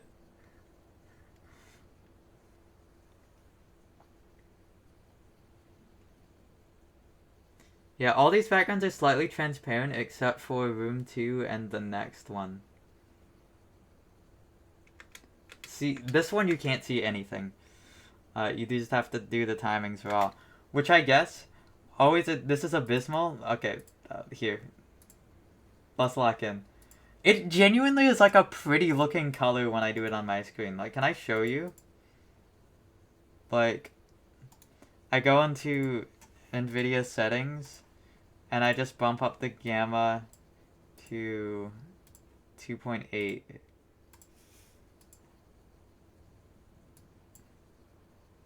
And then, like, it's just pretty colors. Like, oh my god. No, I forgot the debug map was horrid. But this one is like that's a gray. This one's a nice green. This one's a pretty nice blue. This one's a pretty nice purple. It's a nice red. This one's kind of ugly. And this one's just like a nice bright purple. Then this one is this. Oh god. This room, what you're seeing is this. Yeah, you don't see that? I know. I was just like describing it. That's that. That's why I do interest. That's not what I wanted to look at was how did I do? Oh my god, that's like perfect. Okay, I jumped pretty late on the first one. Another interesting thing to note, actually, is that the dialogue trigger for this one is on top of this block. So it triggers, like, here, you know? What this means is if you land on the block here versus if you land on the block here, your relative position relative to the text is going to be so different. So you need to, like, be pretty consistent on both of them. And then then you do that.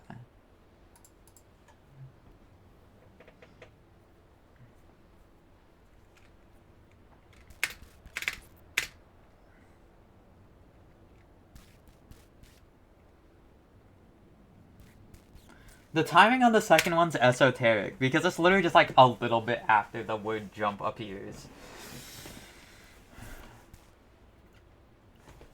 Someone noticed. No, hold on.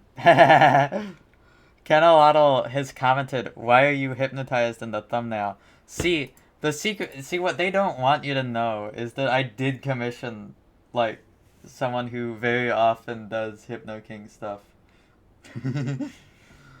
And I thought it could be a cool detail to add. She's great.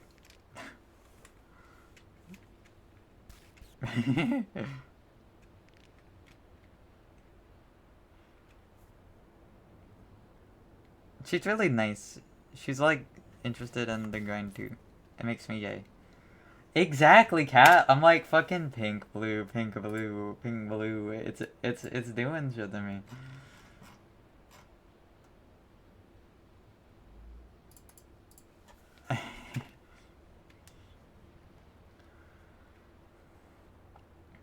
Yeah, now I turn my gamma back to normal because yeah, I don't want my eyes to be singed for the rest of it. This is perhaps one of the easiest rooms in the map, which is very good thematically. This map is super cool with its themes and shit, you know? Its themes. It's kind of peem.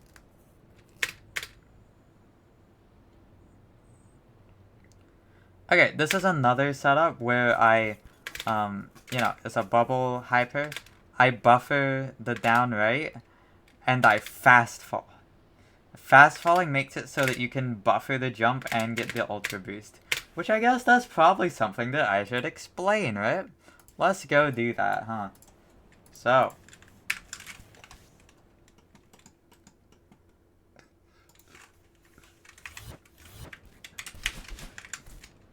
This position is just because it feels nice. It doesn't actually really affect anything. I actually think it does technically give me an extra frame. It does give me an extra frame. Never mind, I forgot about that. So if I don't fast fall, what's gonna happen? What? I think I didn't buffer it.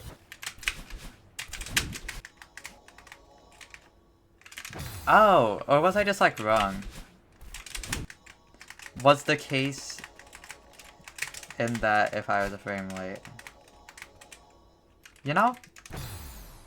I don't know what the... So I guess it doesn't matter if you fast fall or not?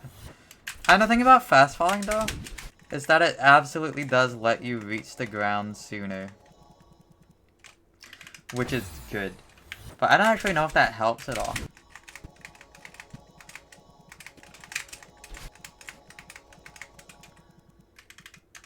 Ah. Okay, well, I'm still gonna explain the concept. So look at this, right?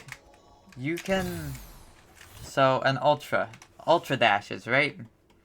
Let's go over to a room with one. Let's go to just the creation tutorial room, okay? So, ultra. What an ultra is if your last dash direction was down, right? And lots of things change dash direction.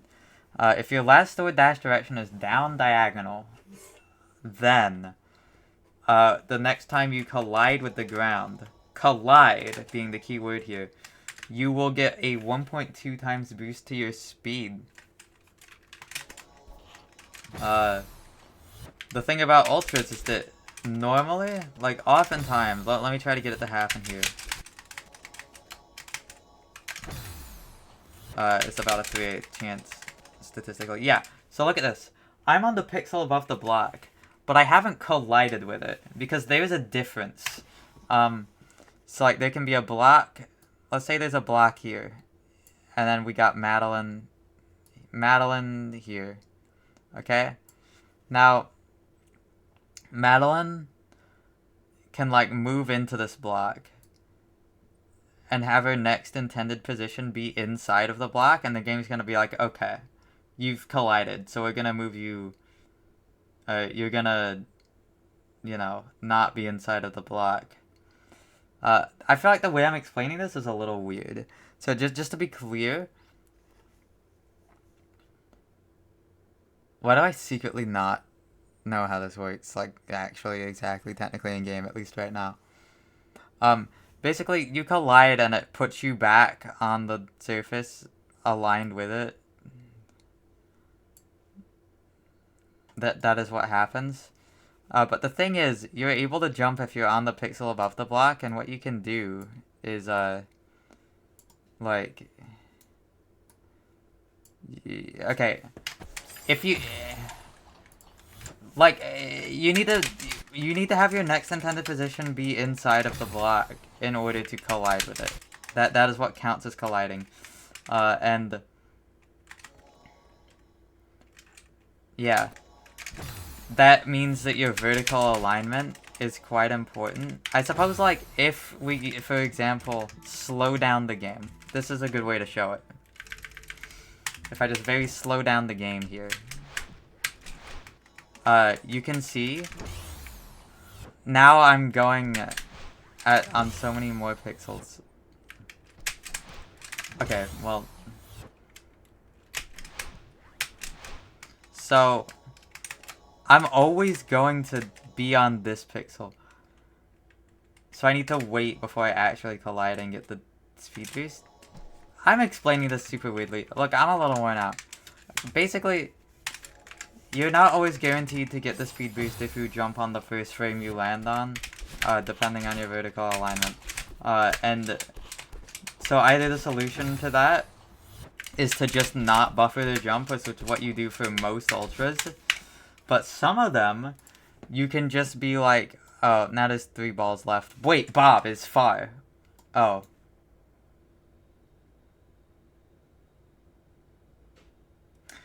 Okay. Normally the 2 ways to get around that. Sorry for the... That was a very convoluted and bad explanation of it. But maybe... It's pretty commonly known anyways. You want to avoid being on the pixel above because you can jump down without having collided. You want to collide. You want to collide. And that's different from being on the pixel above it.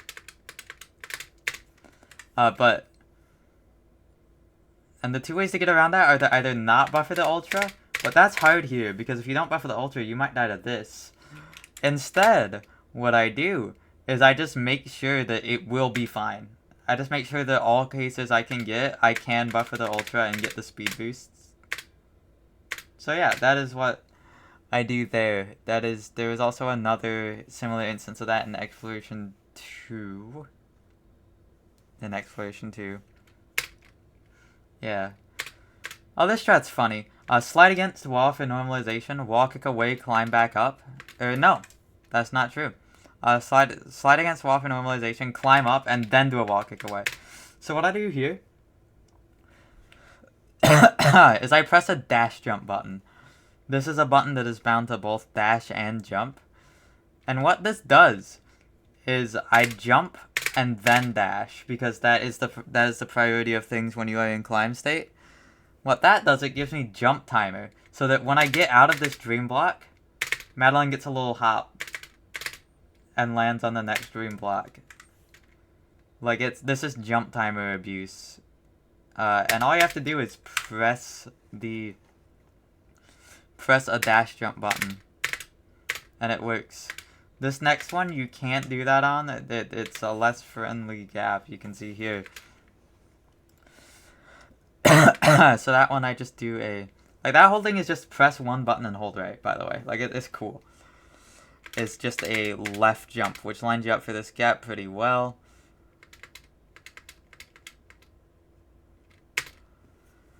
I feel like there's probably a good point to explain this in Black Karma, so I'm gonna wait. Like, that's like the dream block part. I'll wait to explain the dream block intricacy until there. It is that. I do a right dash pretty late there, and then super. This has a funny interaction where binos will lower the lava. So I do that, drop 2 of the blocks. Demo here. And then you can jump to uncrouch, and you're not gonna, like, go back under the block or anything because you uncrouch. Wall kick away to make sure you hit the spring. Oh, that'd be so cool, Safi. This room's a little tricky. But it is what it is. Like, it's just like, it's this sequence. There is variance and when you do this up left dash, and when you do these 2 left dashes. But just, like, get it down. Then there's also variance. You can do this up dash later. You can also do this up right later. And that's all depending on, like, where its position is. I kind of just ended up doing the same thing every time. But it's a little weird to get used to. Let's just line up, do a hyper, get on top of the thing, and then buffer a dash. Which means you trigger it during the first frame of a dash where you don't have any momentum. So that you don't die to the spinner. The reason why I buffer an up dash and not like an upright or anything is, like, an upright would work. Like, it's directionless. The direction hasn't been decided yet. But if I miss this by a frame... Hi, Envy Soul. If I miss this by a frame, then I will just be doing a dash. And if I miss an up dash by a frame, it's fine. I can just try it again. If I miss an upright by a frame, I probably die. That's why I buffer an up dash here.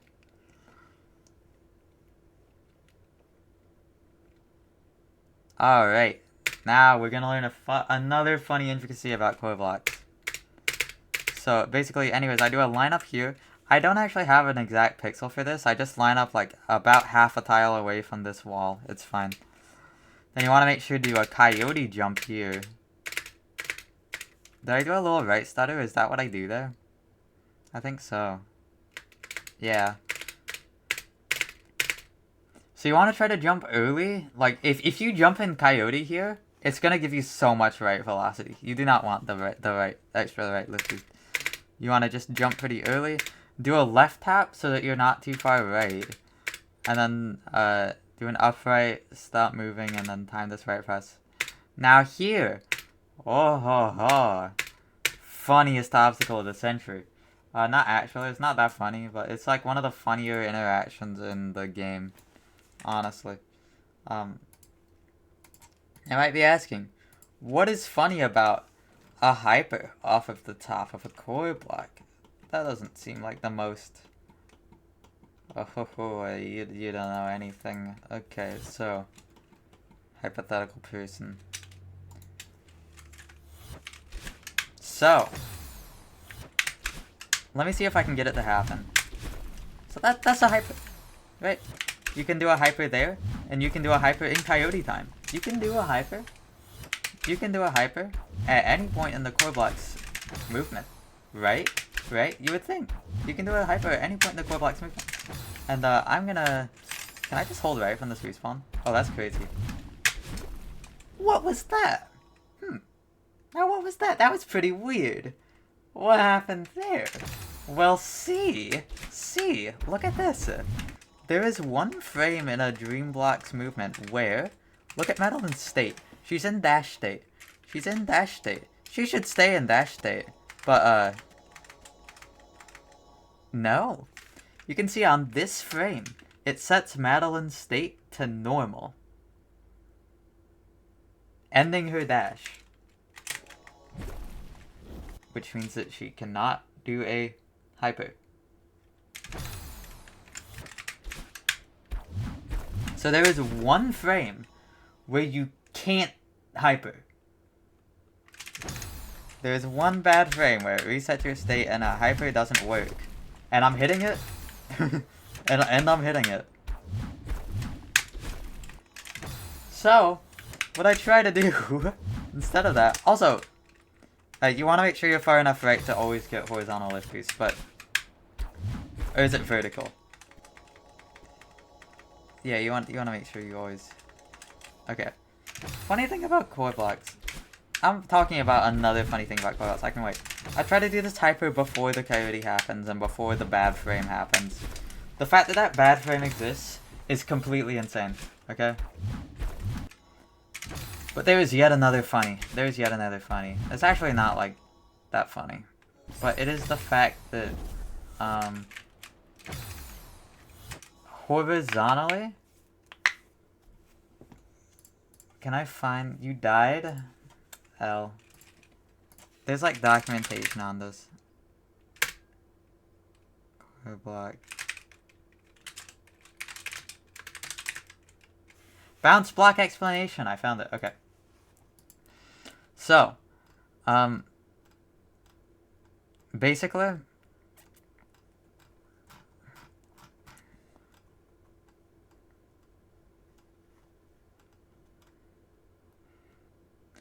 the lift boost of the block is, wait, hold on.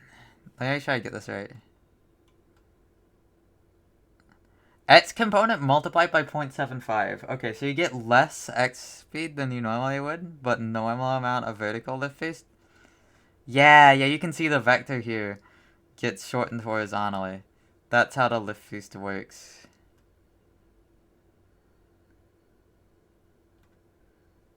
Yeah. Okay, so basically, you get... There's just a multiplier on your horizontal speed, and there isn't on your vertical speed, so you get, like, more vertical relatively to... That's how it works.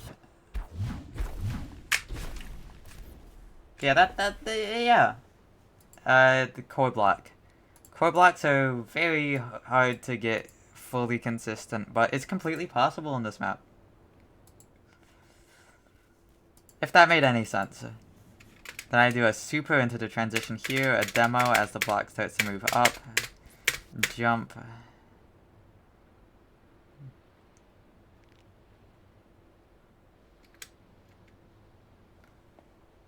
There's probably... Like, in Black Karma, is there, like, a good place to explain it? I'll think about it. Okay, only 2 rooms left in first third, 2 gameplay rooms, so... This is a right dash into the room to do a super, however you can absolutely not buffer this jump because you will die. This is a neutral between this gap, which is hard. And then, you know how lift boost works. A thing will push you, it will give you 10 frames. And in those 10 frames, any action you do, jumping, hypering, dashing, releasing a block, is going to give you that lift boost. So that is how this works. You get lift boost from this, it pushes you off, and then you jump still with that lift boost timer to get a big jump. And now my strat here, I'm the only one left. That's because I'm the best. What I do here is I do an up dash and then I do 2 wall kicks. The reason I do 2 wall kicks is in case I miss it, I'm able to react and try again. Make sure you're not too high, you know, it is what it is. Then grab it, hold right. You need to make sure, by the way, this is another application where I was mentioning you have slow fall at the peak if you jump. This happens on not jumps. The only requirement is that your speed is between -40 and 40. So if you hold jump here, then you will have a slower, you will go farther. You need to hold jump there to live. It's gonna be so long, Violet. I want it to be under 12 hours, but I don't know if it's gonna be under 12 hours. Because 12 hours is like the YouTube 1 video cutoff. Having it be 2 parts is fine. But anyways, so I grab it, I do a jump, and then I do a neutral. And then about at my peak height, I do a little right tap and an upright. Grabbing this block is a thing that can happen, but not with the movement I do. Then neutral here, relatively high up here, do a down right so that you don't fall off and die. Got that wall kick. First trying that's crazy, you can just retry it at a bunch. It is like a 5 tile thing, but it's different because you have lift boost. Speed it up, that's a good idea. Yeah.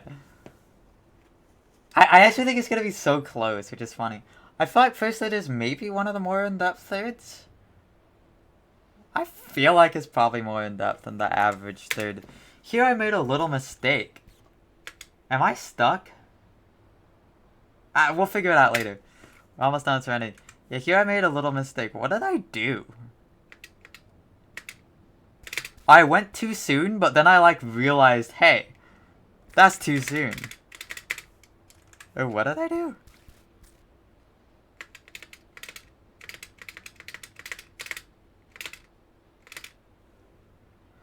That was a weird mistake to make. I don't know why I did that. I don't know, my hand, my brain.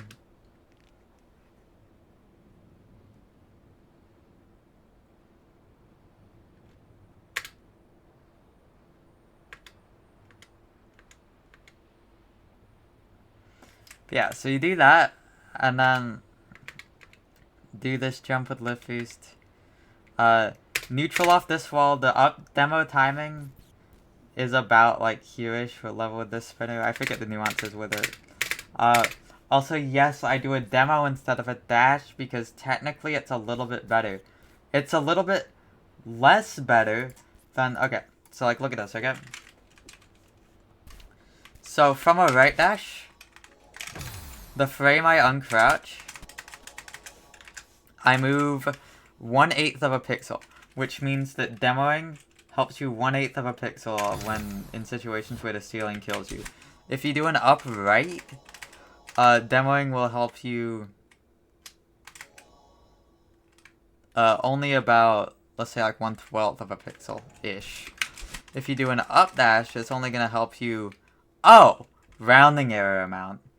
Okay, so it basically doesn't help to do demo up dashes. I actually didn't know that. Now I do. We're learning together.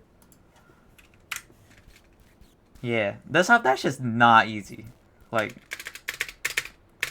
kind of hard. I think, didn't I do like a right stutter here for some reason? I don't think you ever want to stutter this, but my brain kind of... No, I didn't do a stutter. Okay, I must be thinking of something else. But here, reverse super on entry. It's hard to see, but there's like a little bright spot in the wall. I line up Madeline's hand with that. Then I line up her foot with the other bright spot in the wall. Jump off, dash about when I'm like past this top lightning thing horizontally. Demo here. And then buffer 2 uprights out of this. It'll line you up. I actually think I was a little late. I don't think I hit that buffer. I think I was maybe a frame late on it, but it doesn't matter. This is what I was talking about. Demoing on these will help you by 1/8 of a pixel. What if it did? I truly seriously doubt it did, but like... Oh, but what if it did?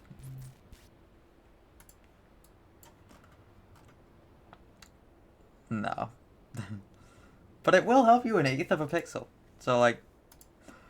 I would say there's no reason not to do it, but there is a reason not to do it. And that reason is if you're gonna like psych yourself out and dash earlier because you're demoing. Because normally demoing lets you dash earlier, but it doesn't really here. If that's gonna mess you up, it's probably worth it to just do a regular dash here. But, helps you 1/8 of a pixel. It's rare for that to apply. These 2 dashes are like a little spaced. To... Like, look, I'm in the middle of this. I spaced these just a tiny bit, and I'm in the middle of that. That's perfect. 1 dash takes you just a little bit less than the length of this gap. So that's why I do a little left tap there. And then dash up, low, dash up, tap into the gap. That wasn't close, right?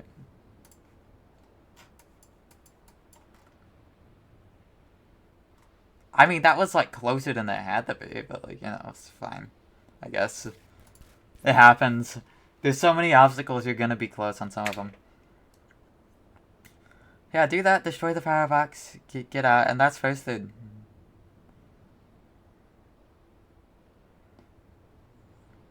I do a funny by triggering this cutscene on the cloud, which makes it so unserious.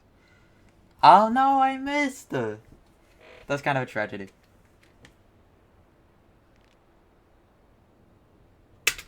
Okay. So that's... I'm gonna not... Today, I'm gonna not... There's not even an actual full screen, which is so fucked, by the way. Hold on, Marvels. Where is... Oh, I shrunk it down.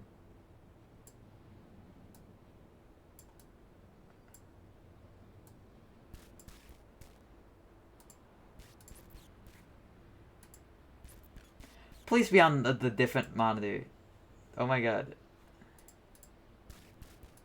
Okay. Yes. What's that? There's colorblind settings? Chat, can you see the ball? Oh, no, I need to make my scene normal again. I kind of like cause destruction.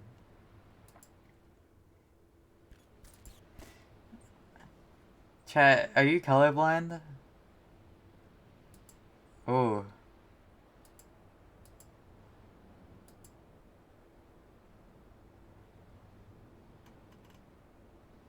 Percentage?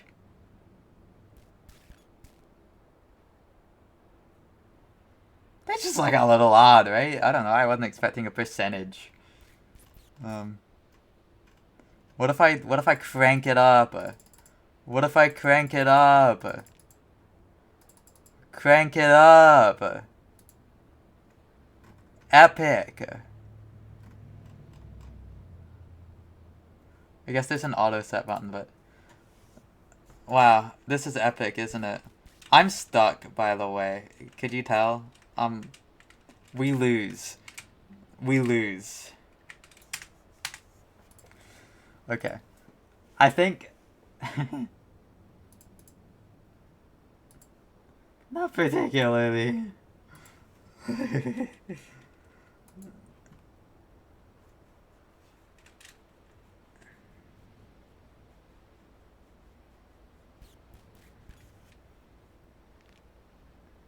It's true. It's so cool that they noticed. It's so cool that that detail came through. It makes me happy.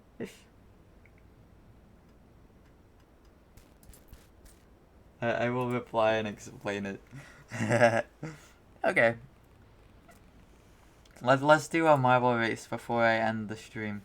That was pretty successful. I explained the one thing. I should close Celeste. I do not need that game open anymore. Yay. Next stream. I didn't expect this to be like a 3-day thing, okay? I don't know. I was kind of thinking like a 2-day thing. What looks funny? What looks funny?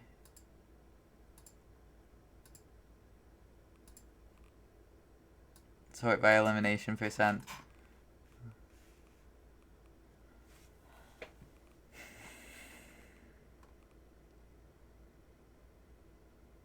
This person has a long name. Luna Starlight Wolf Goddess.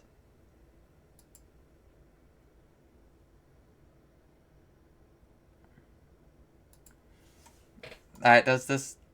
What does this look like?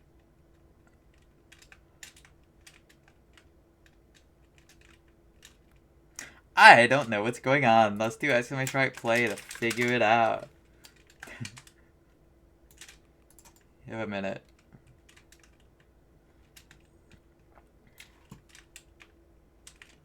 Because this has a 98% elimination rate, so there must be something dangerous. I don't know what this does. Also, this might fling you at 1,000,000 speed out of the ring. I don't know. There's explosions. There's that. There's laser. There's... 98% just seems like a little much. I don't know where the 2% surviving comes from. Let's see.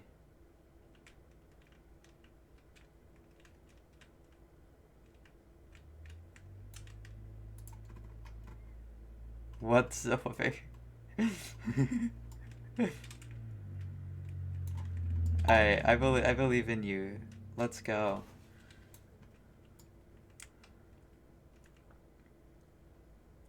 Intended suddenly start working for you. You've never been able to do intended. Today it started randomly working pretty often. That's crazy. Well, congratulations. Collision.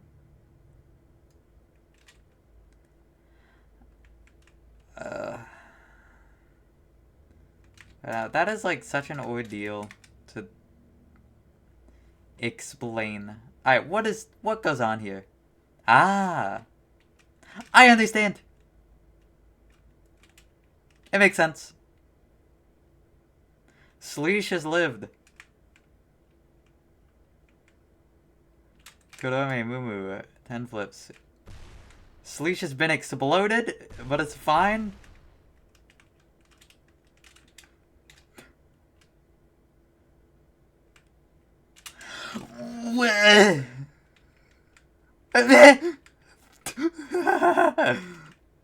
Okay, so like... This is a good map, right? We agree. You agree. Let's go again. I give you less time to join this time because like you should lock in. Let's go. You should play.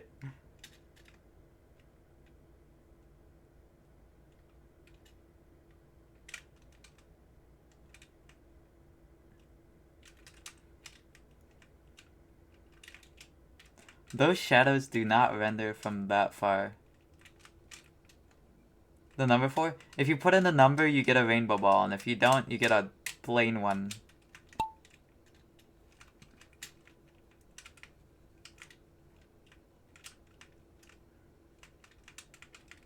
Rainbow is fog. Yeah.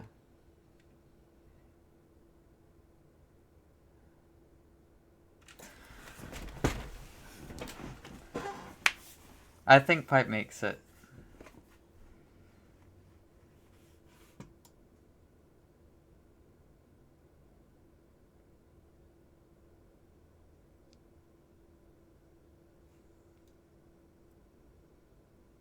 Epic fail. Epic fail. Oh, that's unfortunate.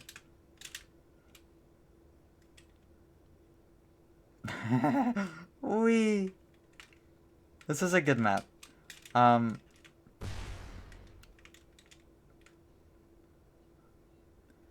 You just fly away.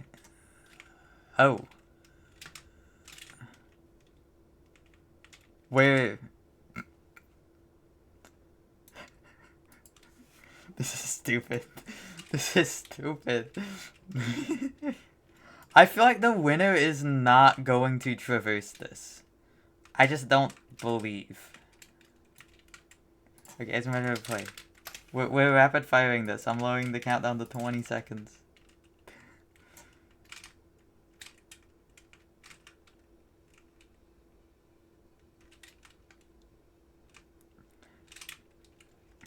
It is also literally any number, and you get a colored ball.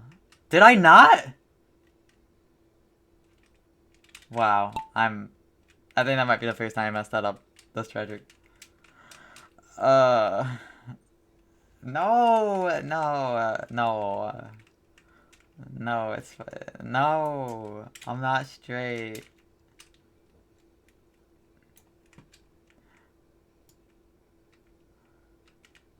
I'm white. Yeah.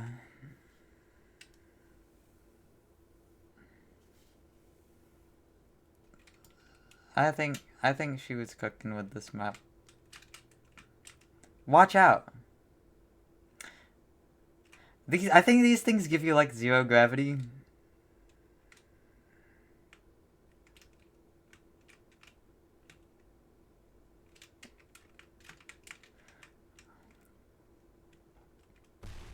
Oh. Oh, cat. Cat. Oh no.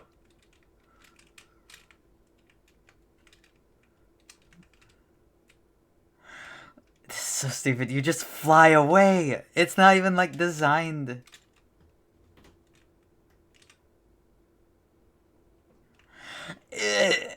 Like I keep thinking something's gonna happen.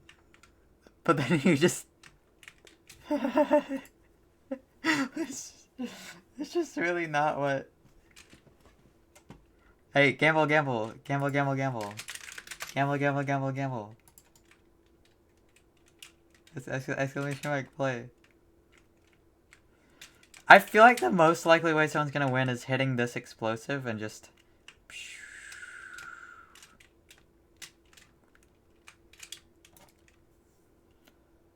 I don't know.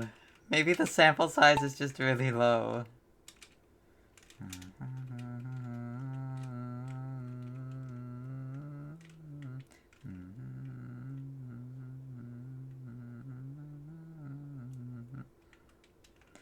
Get stalled somehow. Getting stalled is also a possibility. I don't know what these rings do.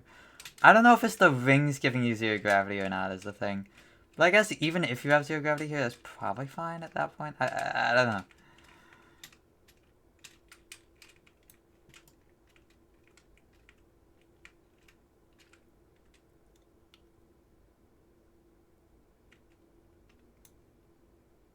Whee!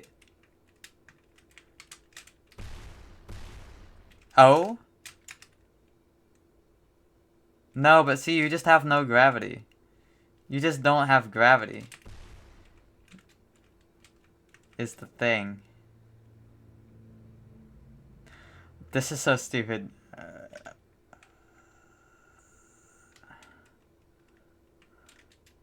Cat?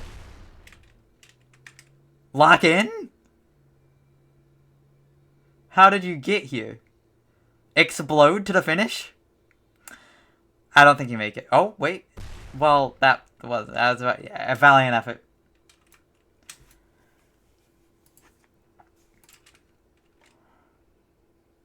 We're going again. We're going again. We're going again. Surely, surely, surely, surely.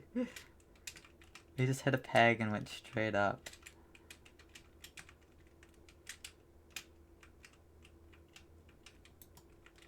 It is a good thing to be pegged.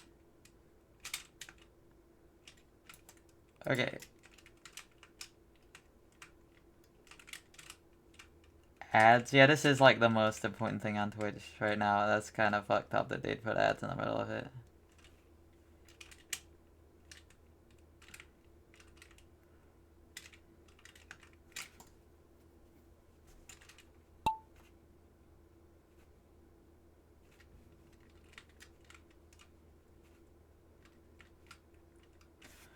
Chat, so for the people in the ad, I think in like about like 30 seconds you should act like I'll tell you when. You should like act like we got it.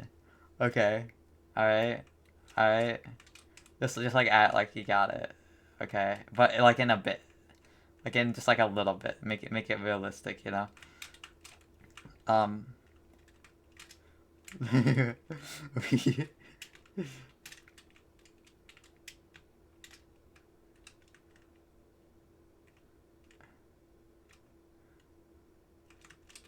Alright, act. We did it. We made it. Chat, we did it. Holy shit. No way.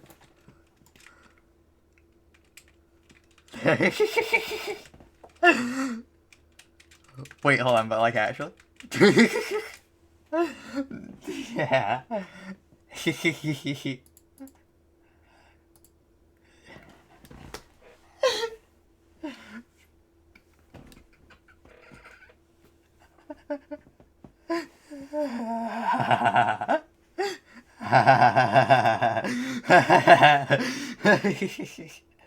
That's a good bit.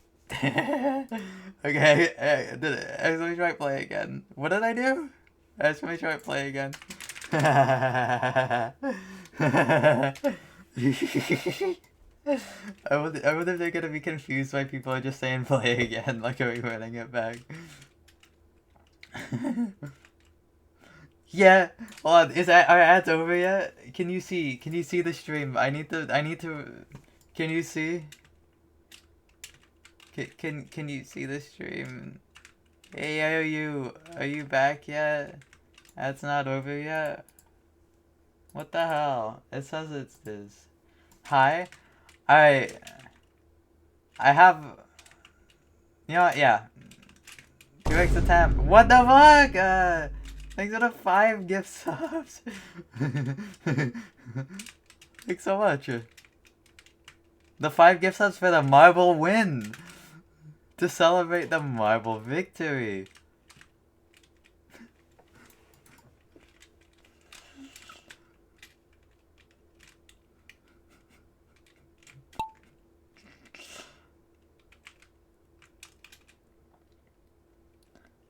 You made it in comment, that's crazy.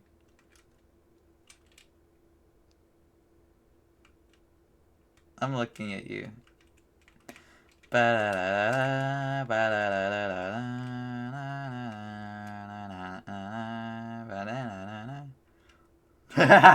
Are you?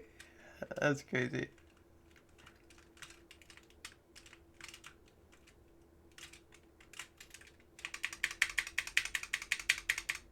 Yay! Ah! No, I feel like AIOU's lying too.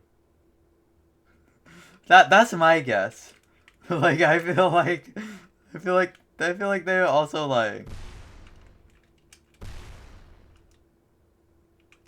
Oh, you mean okay. Safi? Safi looking?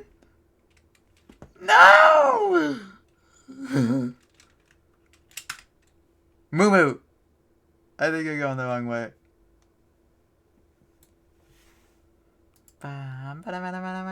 But that's so long. AIOU. AIOU. We didn't actually win. No one won. We got your ass. We fucking got you. We still haven't won yet. Exclamation mark play in chat.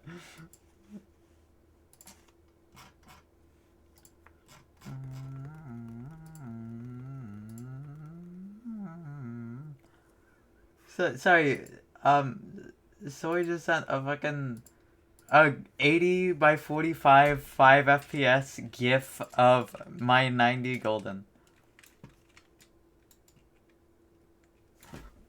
We got you. That was so good. That was you got fucking owned. Me. Look at my fucking. Someone said the golden retriever about the thumbnail art, and like, holy shit.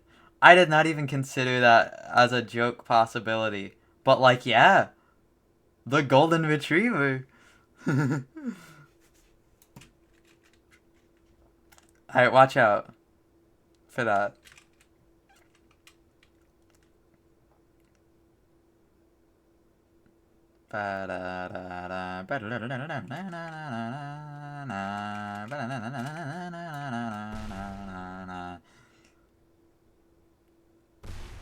Oh.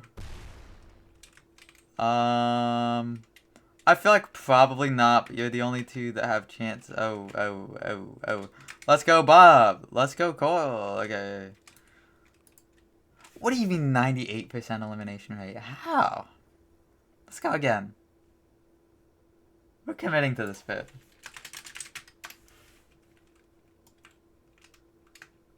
Exclamation mark play.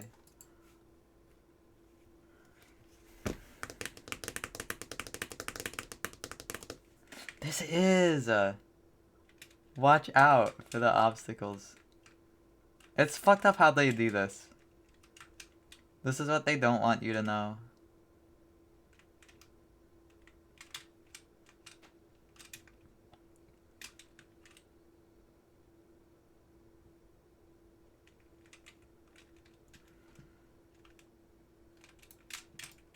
Yeah, maybe. But who is playing this with a big group? Who? What big marble streamer is gonna hop on Luna Starlight Wolf Goddess's aggressive danger?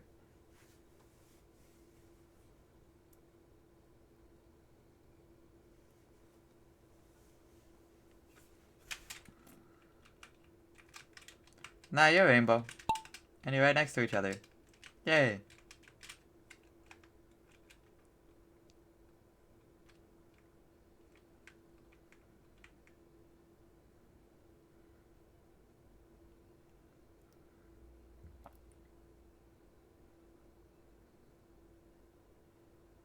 I like how the start like makes you wait like 30 seconds.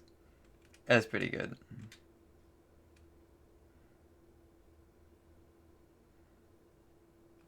Let's go, Viv.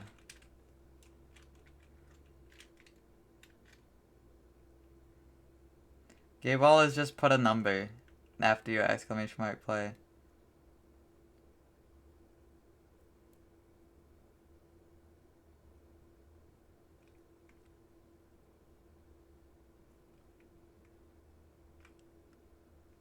Oh? Oh? GG! You did it! Saltzman! Winner!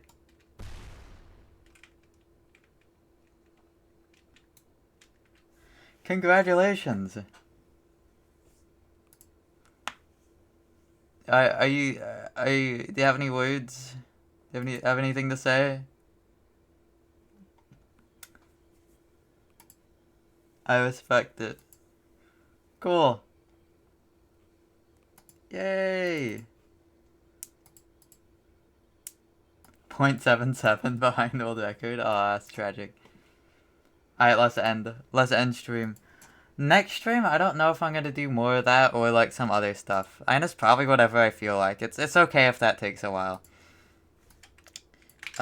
Eugene 9D. I'm rating Eugene 9D. Eugene is in Final Goodbye. So that's cool. With a lot of keys. I reckon... Wait, actually, why do you have that many keys?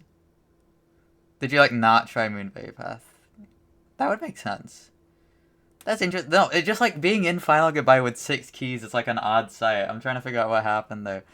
But, Eugene's awesome. They're playing through 9D. I believe because my golden, like, inspired, or, like, reminded, you know. I think that's cool. And I also think Eugene is cool.